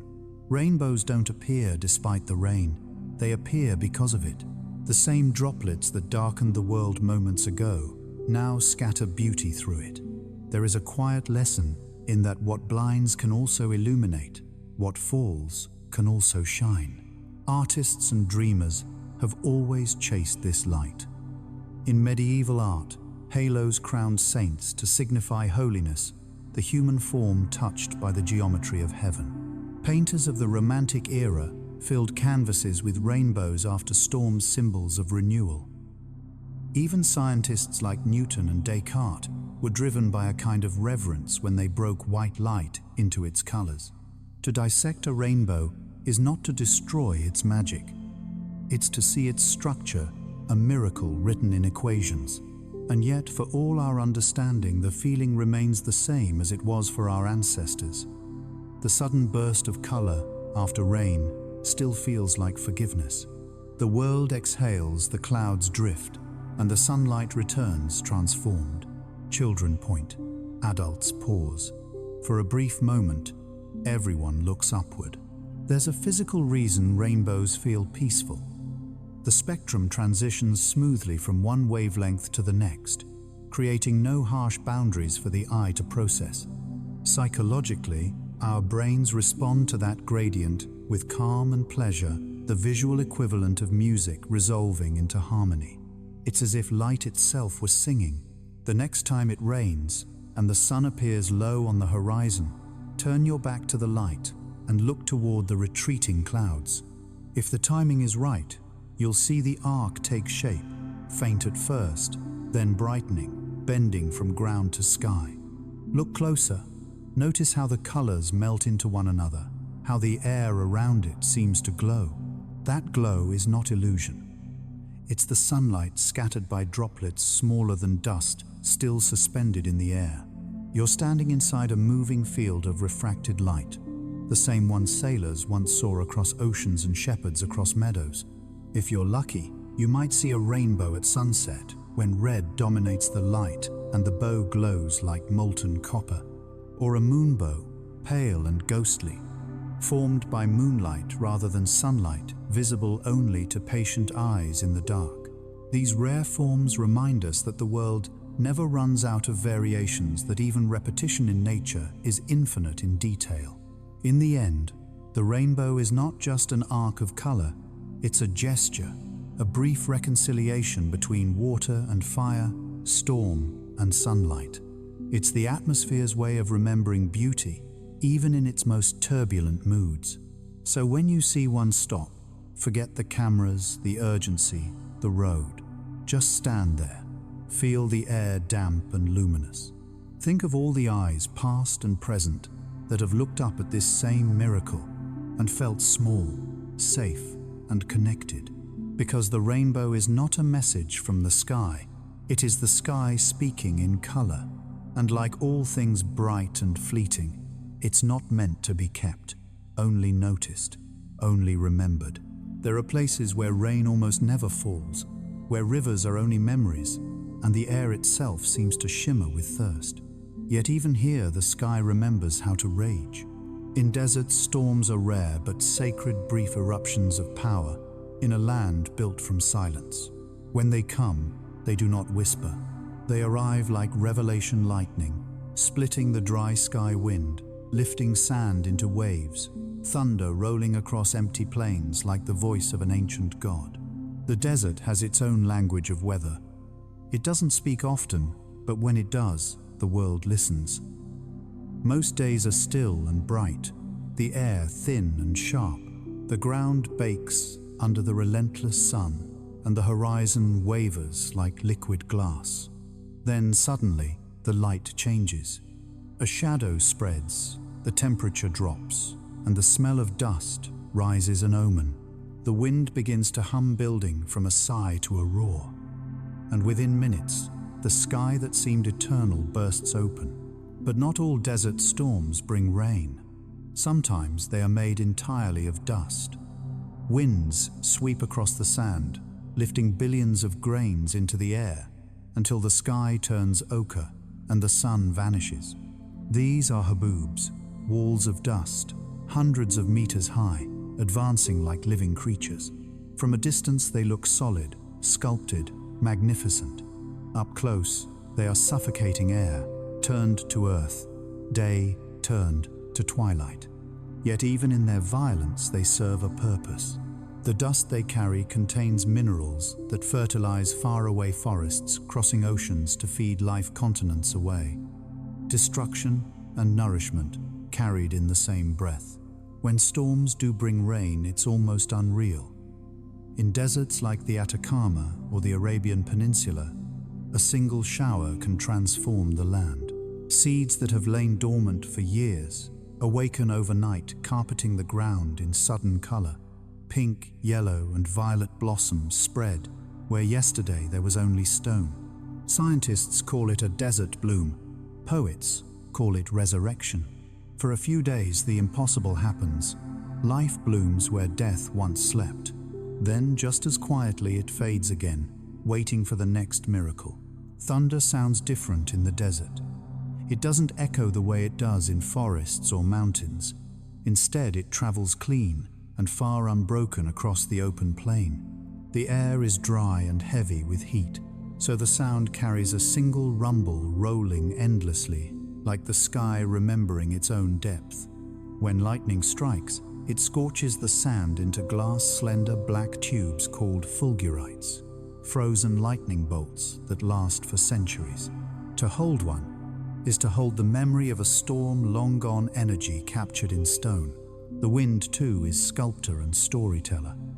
Over thousands of years, it carves rocks into arches, waves, and spires, landscapes that seem like art left behind by invisible hands.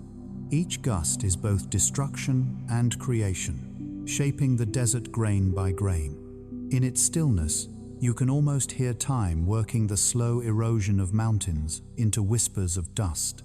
At night, when storms pass, the desert cools quickly. The stars return in numbers uncountable, the Milky Way stretching like a river of light over dunes still trembling with heat. The silence afterward feels larger than sound, the kind of silence that fills the chest instead of the ears. Every grain of sand glows faintly under the moon, as if remembering the lightning that touched it. You breathe, and the air feels new again, washed clean by a storm that may not return for years. Humans have always been drawn to this emptiness. Nomads, monks, poets, all have sought wisdom in deserts, perhaps because the weather there is honest. It does not pretend to be kind. It tests endurance, patience, humility, and yet those who live in it learn to read its smallest signs, the color of dawn that warns of heat, the shimmer that means wind is rising, the silence that precedes a storm. To survive in the desert is to listen. In Bedouin legends, the desert storms are spirits' tempests born from the breath of jinn, invisible beings that wander the dunes. In Native American stories, thunder beings ride across the desert plains, their hooves shaking the earth. Even modern travelers speak of storms as living presences, as if the land itself were alive and restless. Perhaps that's true. After all, deserts are not dead. They are sleeping oceans. The sand is just the sea, learning to stand still. And even in stillness there is motion. When a sandstorm passes, dunes shift, valleys fill, mountains change shape. Whole landscapes migrate, slow waves frozen in daylight. What looks unchanging is always moving. The desert teaches that permanence is an illusion, that even the hardest stone is temporary. Its storms remind us that silence is not the absence of sound, but the pause between breaths. There's also a strange serenity in desert rain. It falls quietly, each drop hissing as it meets the hot ground. The scent that follows petrichor is stronger here than anywhere else.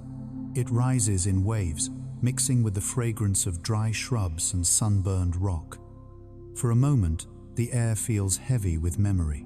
You can almost sense every raindrop evaporating before it reaches the ground, returning to the sky like a prayer unfinished. When morning comes, the traces of the storm are already fading. The sand smooths itself, the heat returns, the horizon steadies. But something lingers, a freshness, a strange gratitude. The storm may have passed, but its echo remains in the air, in the shimmer of distant dunes, in the renewed silence. Perhaps that's what makes the desert special. It remembers everything and nothing at once. It lets storms rage, then forgets them. It lets flowers bloom, then vanish. It lets travelers pass, leaving no footprints by dawn. Yet for those who witness its tempests, the memory stays forever. The sight of lightning dancing on sand, the feeling of wind strong enough to erase thought. So if you ever stand in a desert and the air grows, still listen carefully.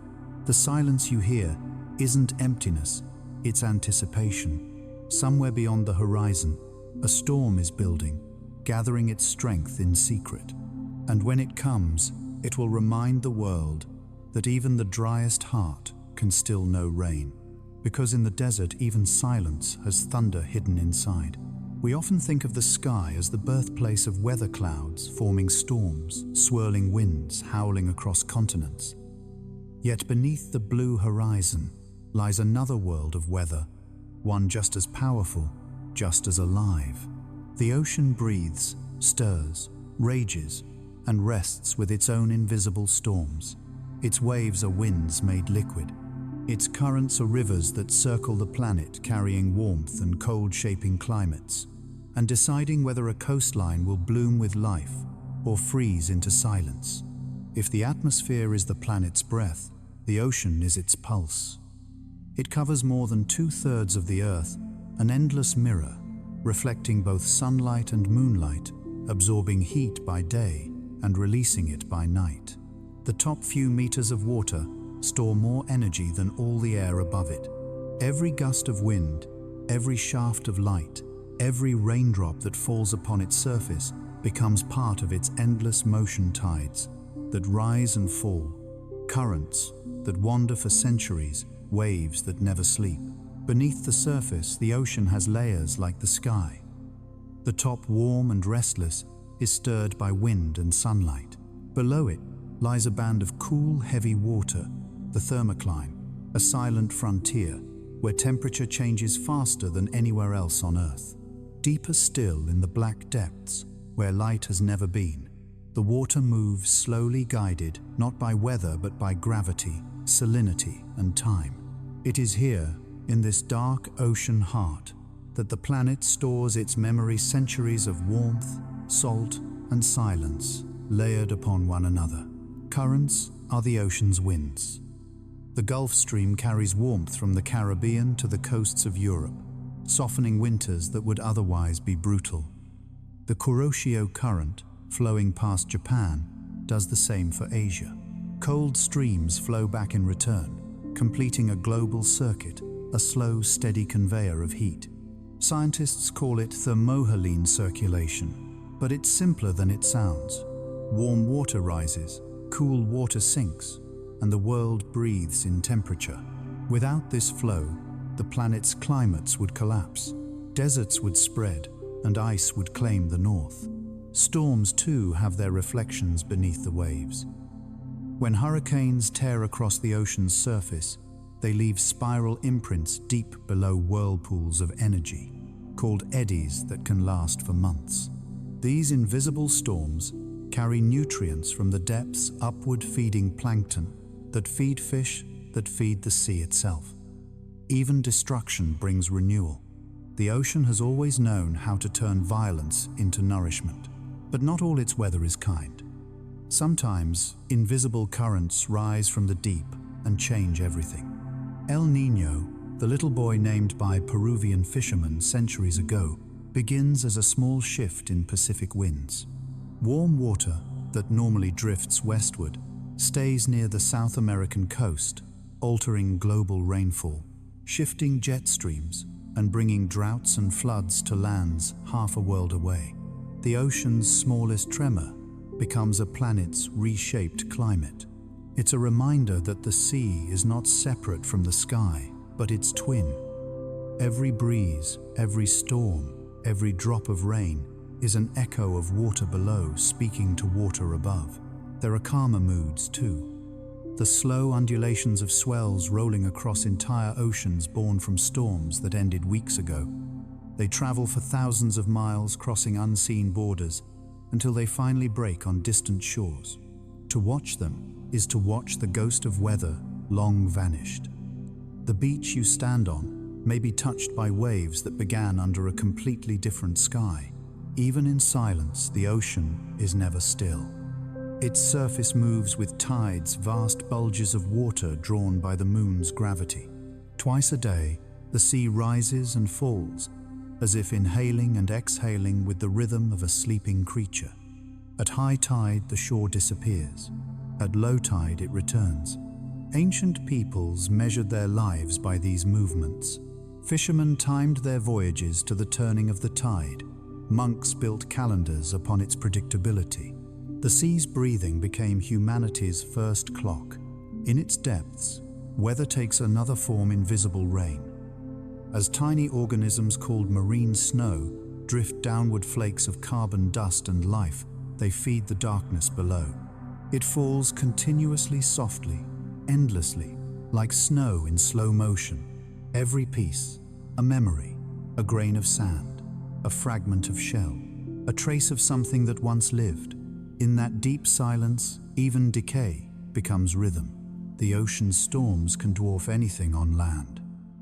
Waves born in the open sea can reach heights taller than buildings.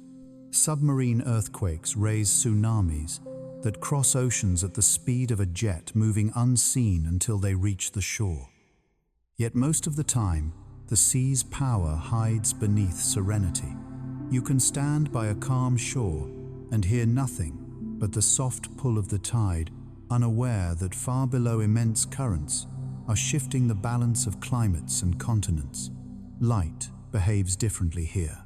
Sunbeams, strong and golden at the surface, scatter and fade as they sink. Blue lasts longest. It's why the deep sea glows with that impossible color.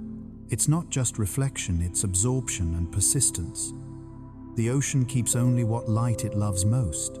Perhaps that's why, even at night, under moonlight, the waves shimmer faintly, as if remembering daylight long after it's gone.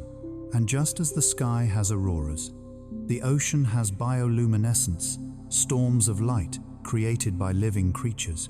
In some tropical seas, each breaking wave glows with blue fire.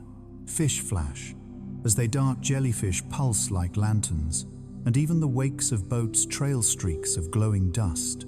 It's electricity made organic, a celebration of motion and chemistry. Watching it feels like seeing the stars relocated to water constellations drifting beneath your feet.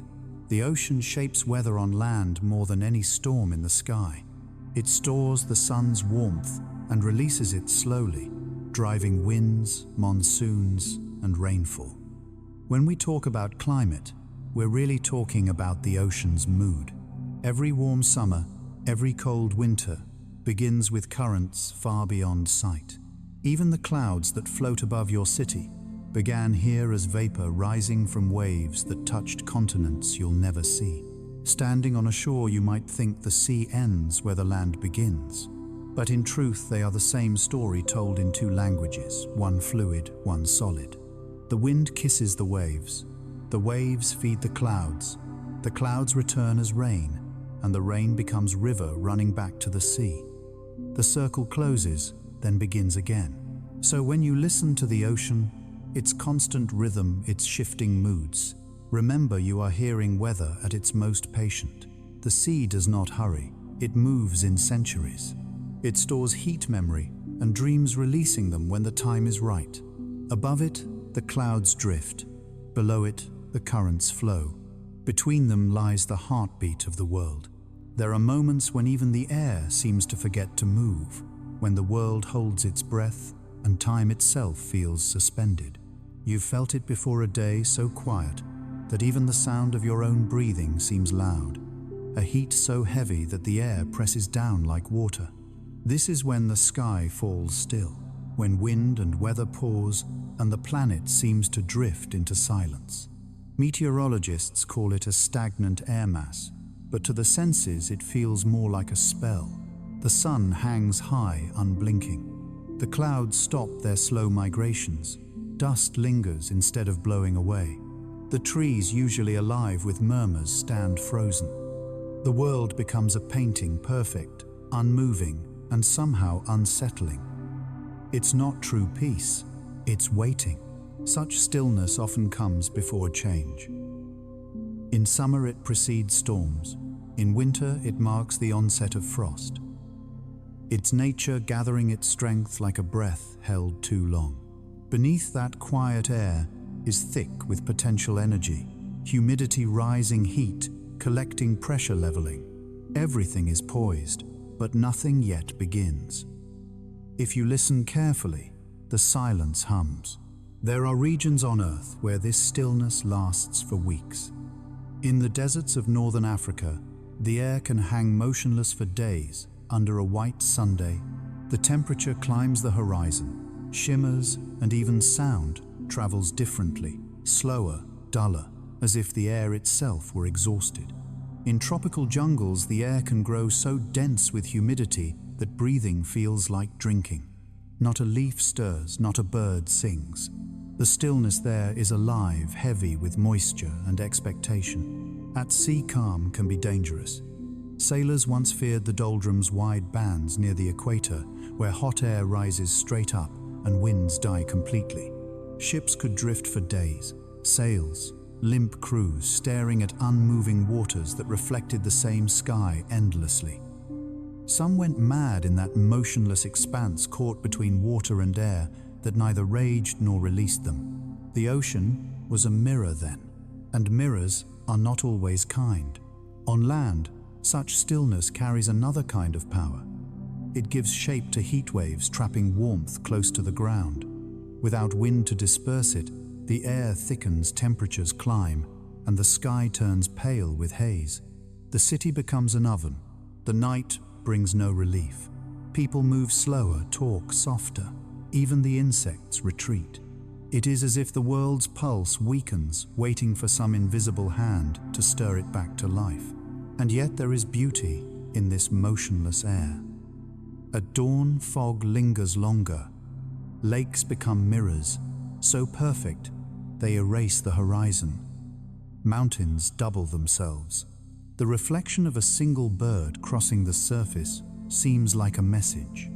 Photographers call these moments blue silence, light scattered evenly through unmoving air, colors softened, time slowed. The still sky holds everything in balance: weight, heat, light, breath. In such quiet, small things become vast. The sound of your footsteps echoes. The rustle of your clothing seems like thunder. You notice details usually lost in motion: the hum of a single bee, the shadow of a leaf trembling though there is no breeze. The world reminds you that motion isn't always necessary for life. Sometimes simply being is enough. Science tells us that total stillness is impossible. Even when we feel no wind, air currents continue to move, only too slowly for us to sense. Molecules drift and collide, subtle tides of warmth and cold exchange places. On a microscopic level, the sky is never truly still. But what we perceive, that heavy, waiting calm, is the closest the earth ever comes to silence. It is in those moments that the line between outer and inner weather blurs. The sky holds its breath, and so do we. The stillness above becomes the stillness within. Thoughts slow, words stop. The mind used to noise and wind must face itself. It's no wonder poets and monks have always sought these days not for escape, but for reflection. In the still air, you can hear your own heartbeat as part of the world's. The ancients noticed this too. In Greek mythology, the god Aeolus, ruler of the winds, kept the breezes locked in caves, releasing them only when commanded. The rare moments when he slept were said to bring perfect calm, the world suspended between breaths. In Chinese philosophy, wind and stillness are yin and yang, opposing yet interdependent. The sky's stillness isn't the absence of energy, it's its quiet form. Animals react differently. Birds ride the last thermals higher, then stop. Horses lift their heads uneasy. Fish retreat to deeper water where pressure is constant. Even humans, though we may not notice it, consciously respond physically. Our heart rate lowers, our breath deepens, as if matching the pace of the waiting sky. Nature synchronizes without effort. Sometimes stillness is mistaken for peace, but peace has softness. Stillness has weight. It can feel oppressive, almost electric, like something about to happen. You can sense it on your skin, the faint static in the air, the slow pull of humidity, the hidden tension in the ground. The earth too feels anticipation, but eventually the balance breaks. A leaf flutters, a cloud shifts. Somewhere distant, a gust of wind begins to rise, invisible but certain. You can feel the change before it arrives, the first movement of air, brushing your cheek, cool and alive. The spell ends, the world exhales, and the sky breathes again. The stillness dissolves into motion, as it always must. Perhaps that's why these quiet intervals feel sacred, because they never last. They remind us that calm and chaos are not enemies, only phases of the same cycle. The wind pauses, the sea rests, the clouds stop wandering, but only long enough to remember themselves before returning to flow. The next time you stand in such silence, don't wish it away. Don't rush to fill it with words or sound. Simply listen to the still air. Feel the warmth on your skin, the slow beat in your chest, the space between one breath and the next. Because when the sky falls still, the whole world listens, and for a fleeting moment you can hear what it's been trying to say all along. That motion is only half the story. The other half is the pause between the silence that gives meaning to wind, to weather, to life itself. Far above the clouds, where air thins into the quiet edge of space, the sky sometimes catches fire. But this fire does not burn, it dances. It glows in curtains and rivers of color, green, violet, crimson, shimmering, as if painted by a slow and dreaming hand. This is the aurora, the sky, remembering that it too is alive with light. It begins invisibly, millions of kilometers away on the surface of the Sunday. There, immense magnetic storms hurl streams of charged particles, electrons and protons into space. They race outward through the darkness carried by the solar wind. Most pass harmlessly by, but when the Earth stands in their path, something extraordinary happens. The planet's magnetic field catches them, curving them toward the poles, where they spiral downward into the upper atmosphere. When they strike oxygen and nitrogen molecules, the sky itself begins to glow. Each color tells a story of height and energy. Green, the most familiar hue, comes from oxygen, about 100 kilometers above us. Red appears higher still from oxygen, glowing in the rarefied air near 200 kilometers. Blue and violet come from nitrogen lower down. Together they weave a silent, ever-changing tapestry, the atmosphere illuminated by its own invisible shield. What you see is not fire, but collision atoms, meeting light energy, becoming color physics transformed into poetry. The aurora has many names. In the north, it's the aurora borealis, the northern lights. In the south, it's aurora australis.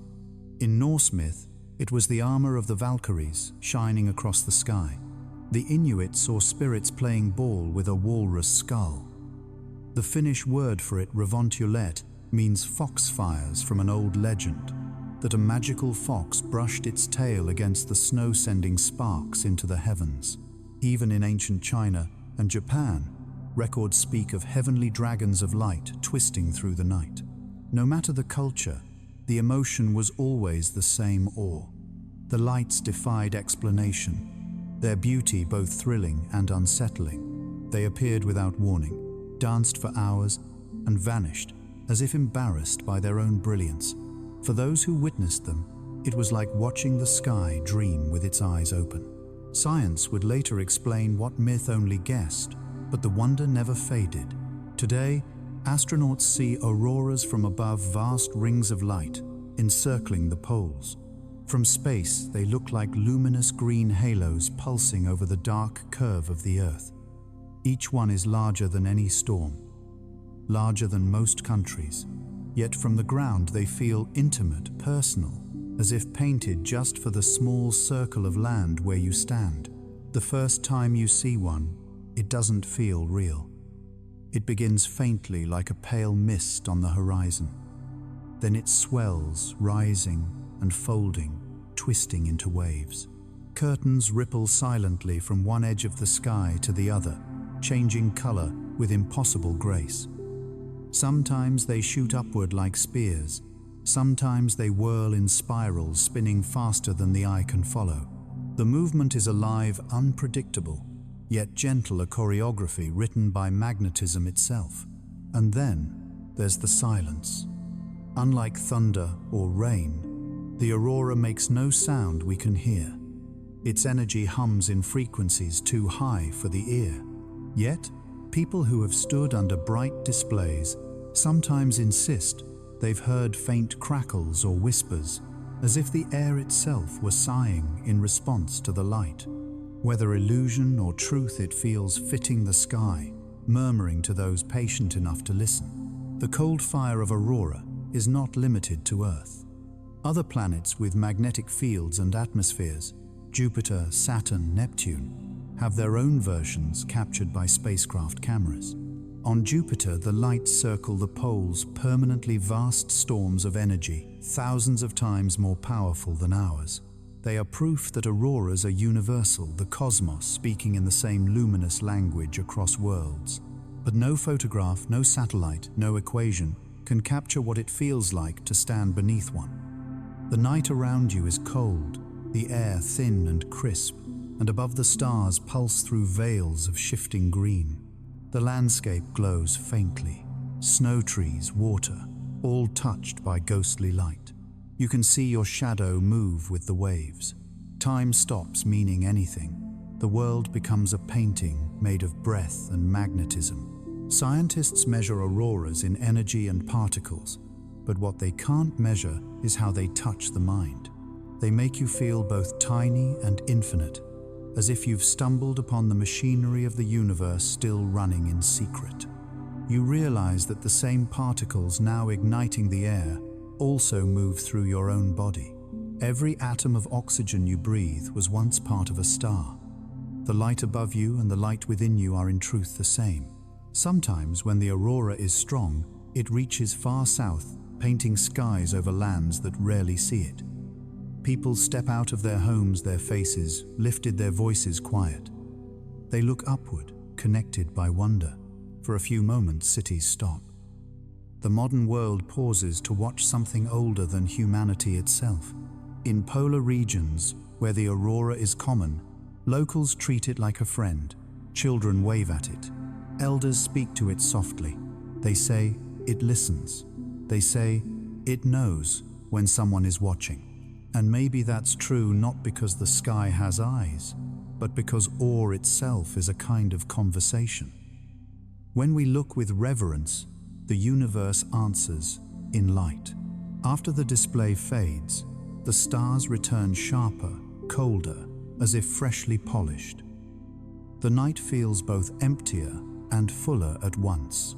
You can still see the faint afterimage of color in your mind, like the echo of a dream that refuses to end. So when you see the aurora, whether in the far north or in a photograph, remember that it's more than a spectacle. It's a meeting between worlds, the sun and the earth, energy and air, chaos and beauty. It is the reminder that even in the darkest night, the universe has its own way of remembering to shine. The cold fire burns without heat, speaks without sound, and fades without goodbye. But those who have seen it never forget, because once for a brief moment, the sky itself became alive with light, and you were there to witness it breathe. The weather you feel on your skin today, is older than you think. Every breeze, every drop of rain, every season's rhythm is part of a pattern that has repeated for millions of years, but never exactly the same. The Earth breathes in cycles, warming, cooling, shifting, resetting. Yet lately that breath feels faster, uneven. The pulse of the planet is changing. The air grows warmer. The oceans hold more heat. The winds twist in new directions. The balance that once seemed eternal is quietly rewriting itself. To understand the present, we must look to the past.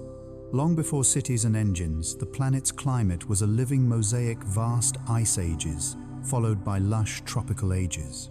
Deserts blooming where seas once stood, continents drifting under new skies. All of it was natural rhythm, the slow turning of orbital cycles, volcanic eruptions, the subtle tilt of Earth's axis. The air changed, but life adapted. Forests shifted, animals migrated, oceans rose and fell like breathing. But in the last 2 centuries, the change has come too quickly, faster than trees can move, faster than evolution can adjust. We have entered an era where human hands steer the weather. Fossil fuels factories and forests, turned to smoke, have thickened the sky with invisible gases that trap heat like a blanket. Carbon dioxide, methane, and nitrous oxide, once minor whispers in the atmosphere, now sing loudly enough to alter the song of the seasons. Since the dawn of the industrial age, the Earth's average temperature has risen by more than 1 degree Celsius. It sounds small, but that single degree changes everything. Storms grow stronger, glaciers retreat, coral reefs, bleach, wildfires spread where rain once fell. You can see the signs everywhere if you know how to look. Ice that has held its place for tens of thousands of years now melts into rushing streams. Rivers swell earlier in the spring. The Arctic warms 4 times faster than the rest of the planet, opening new seas even as it erases old ones. Islands in the Pacific vanish grain by grain beneath rising tides. Even the air itself carries a new intensity. Hotter summers, deeper droughts, rains that come harder and end sooner. The rhythm remains, but the tempo accelerates. Still, the Earth has not stopped trying to heal. Forests drink carbon from the sky. Oceans absorb heat, though they pay the price, growing more acidic, less alive. The planet, resilient as always, seeks balance. But it is tired. Its pulse races, its breath shortens. And yet even now, beauty remains. The same physics that warms the air still paints sunsets. The same oceans that rise still sing under moonlight. The same storms that frighten us also feed the soil. It's easy to think of this as tragedy, but perhaps it is more like awakening. For the first time, we understand that weather is not separate from us. Every breath of smoke, every spark of electricity, every forest we cut or protect ripples through the sky. We are not passengers on this planet. We are part of its bloodstream. When the atmosphere warms, we warm. When the ice melts, something in us softens too, the illusion that we could ever stand apart. Scientists call this era the Anthropocene, the age of humans. It's a name both humbling and haunting. Never before has a single species changed the planet's climate so completely. But with that power comes something unexpected: responsibility. The weather we create now will decide what future skies look like, whether snow will still fall in our grandchildren's winters, whether coral reefs will still glow beneath tropical seas, whether rain will remain a friend. The data is clear. Carbon levels are higher than they've been in at least 8,000,000 years. Sea levels rise a few millimeters each year, small on a ruler, enormous on a coastline. The jet streams that guide global weather wobble, bringing Arctic air to southern cities and summer heat to polar ones. Entire ecosystems migrate northward, chasing temperatures they can survive. Even night temperatures, once steady, creep upward, denying the world its cool reprieve. And yet, change does not mean doom. It means motion, and motion means possibility. The same ingenuity that lit the first fire and harnessed the first windmill can now turn the sun, the tides, and the wind themselves into allies. Across the world, quiet revolutions begin solar fields, blooming where deserts stretch turbines, turning with invisible air cities learning to breathe differently. Humanity, for all its flaws, still remembers how to adapt. There is poetry even in this crisis. Glaciers carve new valleys as they retreat. Mangroves rise where waves grow higher. Lightning strikes deserts that once never knew rain. The earth ever, the artist repaints itself in heat and time. We may not like the palette, but the hand that moves it is familiar, it's our own. Still, there are nights when the air feels too warm for the season, when you sense the imbalance in your bones.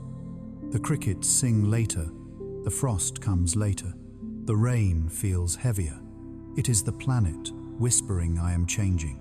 Will you change with me? And maybe that is the question of our age, whether we will learn to listen to the weather we've made to move with it rather than against it. Because the pulse of the planet is not something outside us. It beats beneath our feet, in the hum of our cities, in the heat rising from our hands. Every action adds to the rhythm, sometimes as noise, sometimes as harmony. When we burn forests, we quicken it. When we plant them, we slow it. When we learn again to walk softly, the earth's breathing steadies. The planet is not dying, it is transforming. And perhaps the storm we now face, the storm we've made, is not punishment, but reminder that everything we touch touches back, that the air we fill will one day fill us, that we are woven into the same rhythm of heat and wind and water that shaped us from the start. So the next time you feel the weather shift, when rain comes early or winter lingers long pause, listen.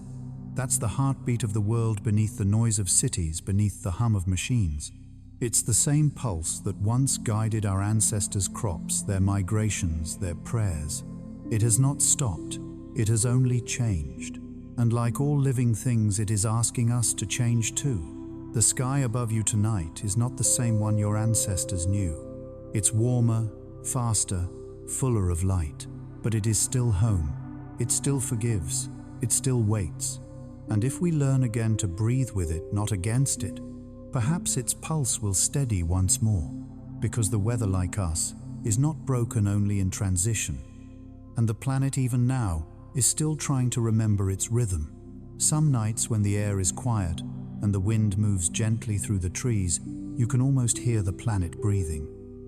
It is not a sound exactly, but a rhythm. The soft exchange of warmth and coolness, of moisture and light. It's the same rhythm that began long before us, when the first rains fell on the first oceans, and it will continue long after we are gone. The weather is not just what happens above us. It is the earth dreaming out loud, exhaling and inhaling through time. Every breeze, every cloud, every drop of dew is part of that dream. The world breathes water, light and motion, creating endless variations of calm and storm. Sometimes that breath is a whisper, a fog at dawn, a light drizzle over fields. Sometimes it is a shout, a hurricane's howl, a lightning flash that turns night into day, but always it is alive. The planet's lungs are vast forests, oceans and sky, working together, exchanging energy and memory. The air we breathe tonight was born from that cycle. The oxygen in your lungs was once inside a tree, a wave, a storm. It traveled across continents, brushed the wings of birds, circled through clouds, and returned to you. You are part of that endless exchange, not an observer of the weather, but a participant in its rhythm. When you inhale, the planet inhales with you. When you exhale, it exhales through rain, wind, and waves. For billions of years, this system has balanced itself with perfect precision. Heat becomes wind, wind becomes rain, rain becomes river, river returns to sea. Energy transforms, but never disappears. Yet now, as we move deeper into the modern age, that balance wavers. Our cities release warmth that reshapes local skies. our machines whisper smoke into the troposphere, changing how clouds form. The rhythm that was once slow and steady begins to quicken the breath of the planet, turning shallow. Still, even in imbalance, beauty persists. At sunrise, the first light touches the atmosphere and scatters in 1,000 directions. Blue fills the sky because of that scattering molecules dancing with sunlight. Every color of every dawn is the trace of this cosmic play. Even pollution, even dust, refracts the light into fiery oranges and reds, transforming imperfection into art. The world finds beauty even in its struggle to breathe. If you stand still long enough, you can feel this movement inside you. The coolness of a morning breeze entering your lungs, the warmth leaving them at night. These are echoes of the same forces that move clouds and tides. We are made of the same elements. The weather moves water, air, light, heat. The human body is a small version of the planet, a microclimate of its own. Our hearts beat to the rhythm of pressure and flow. Our breath mirrors the wind's rise and fall. Perhaps that's why the weather affects us so deeply. When rain falls, we feel soothed. When lightning flashes, we feel alert. When fog drifts, our thoughts slow. When spring returns, hope returns with it. We are not separate from the world's mood. We are woven into it. The atmosphere does not just surround us, it animates us. If there is a lesson hidden in storms, it is this: nothing lasts, but everything returns. The rain that falls today will rise again tomorrow. The snow that melts becomes the river that feeds the sea.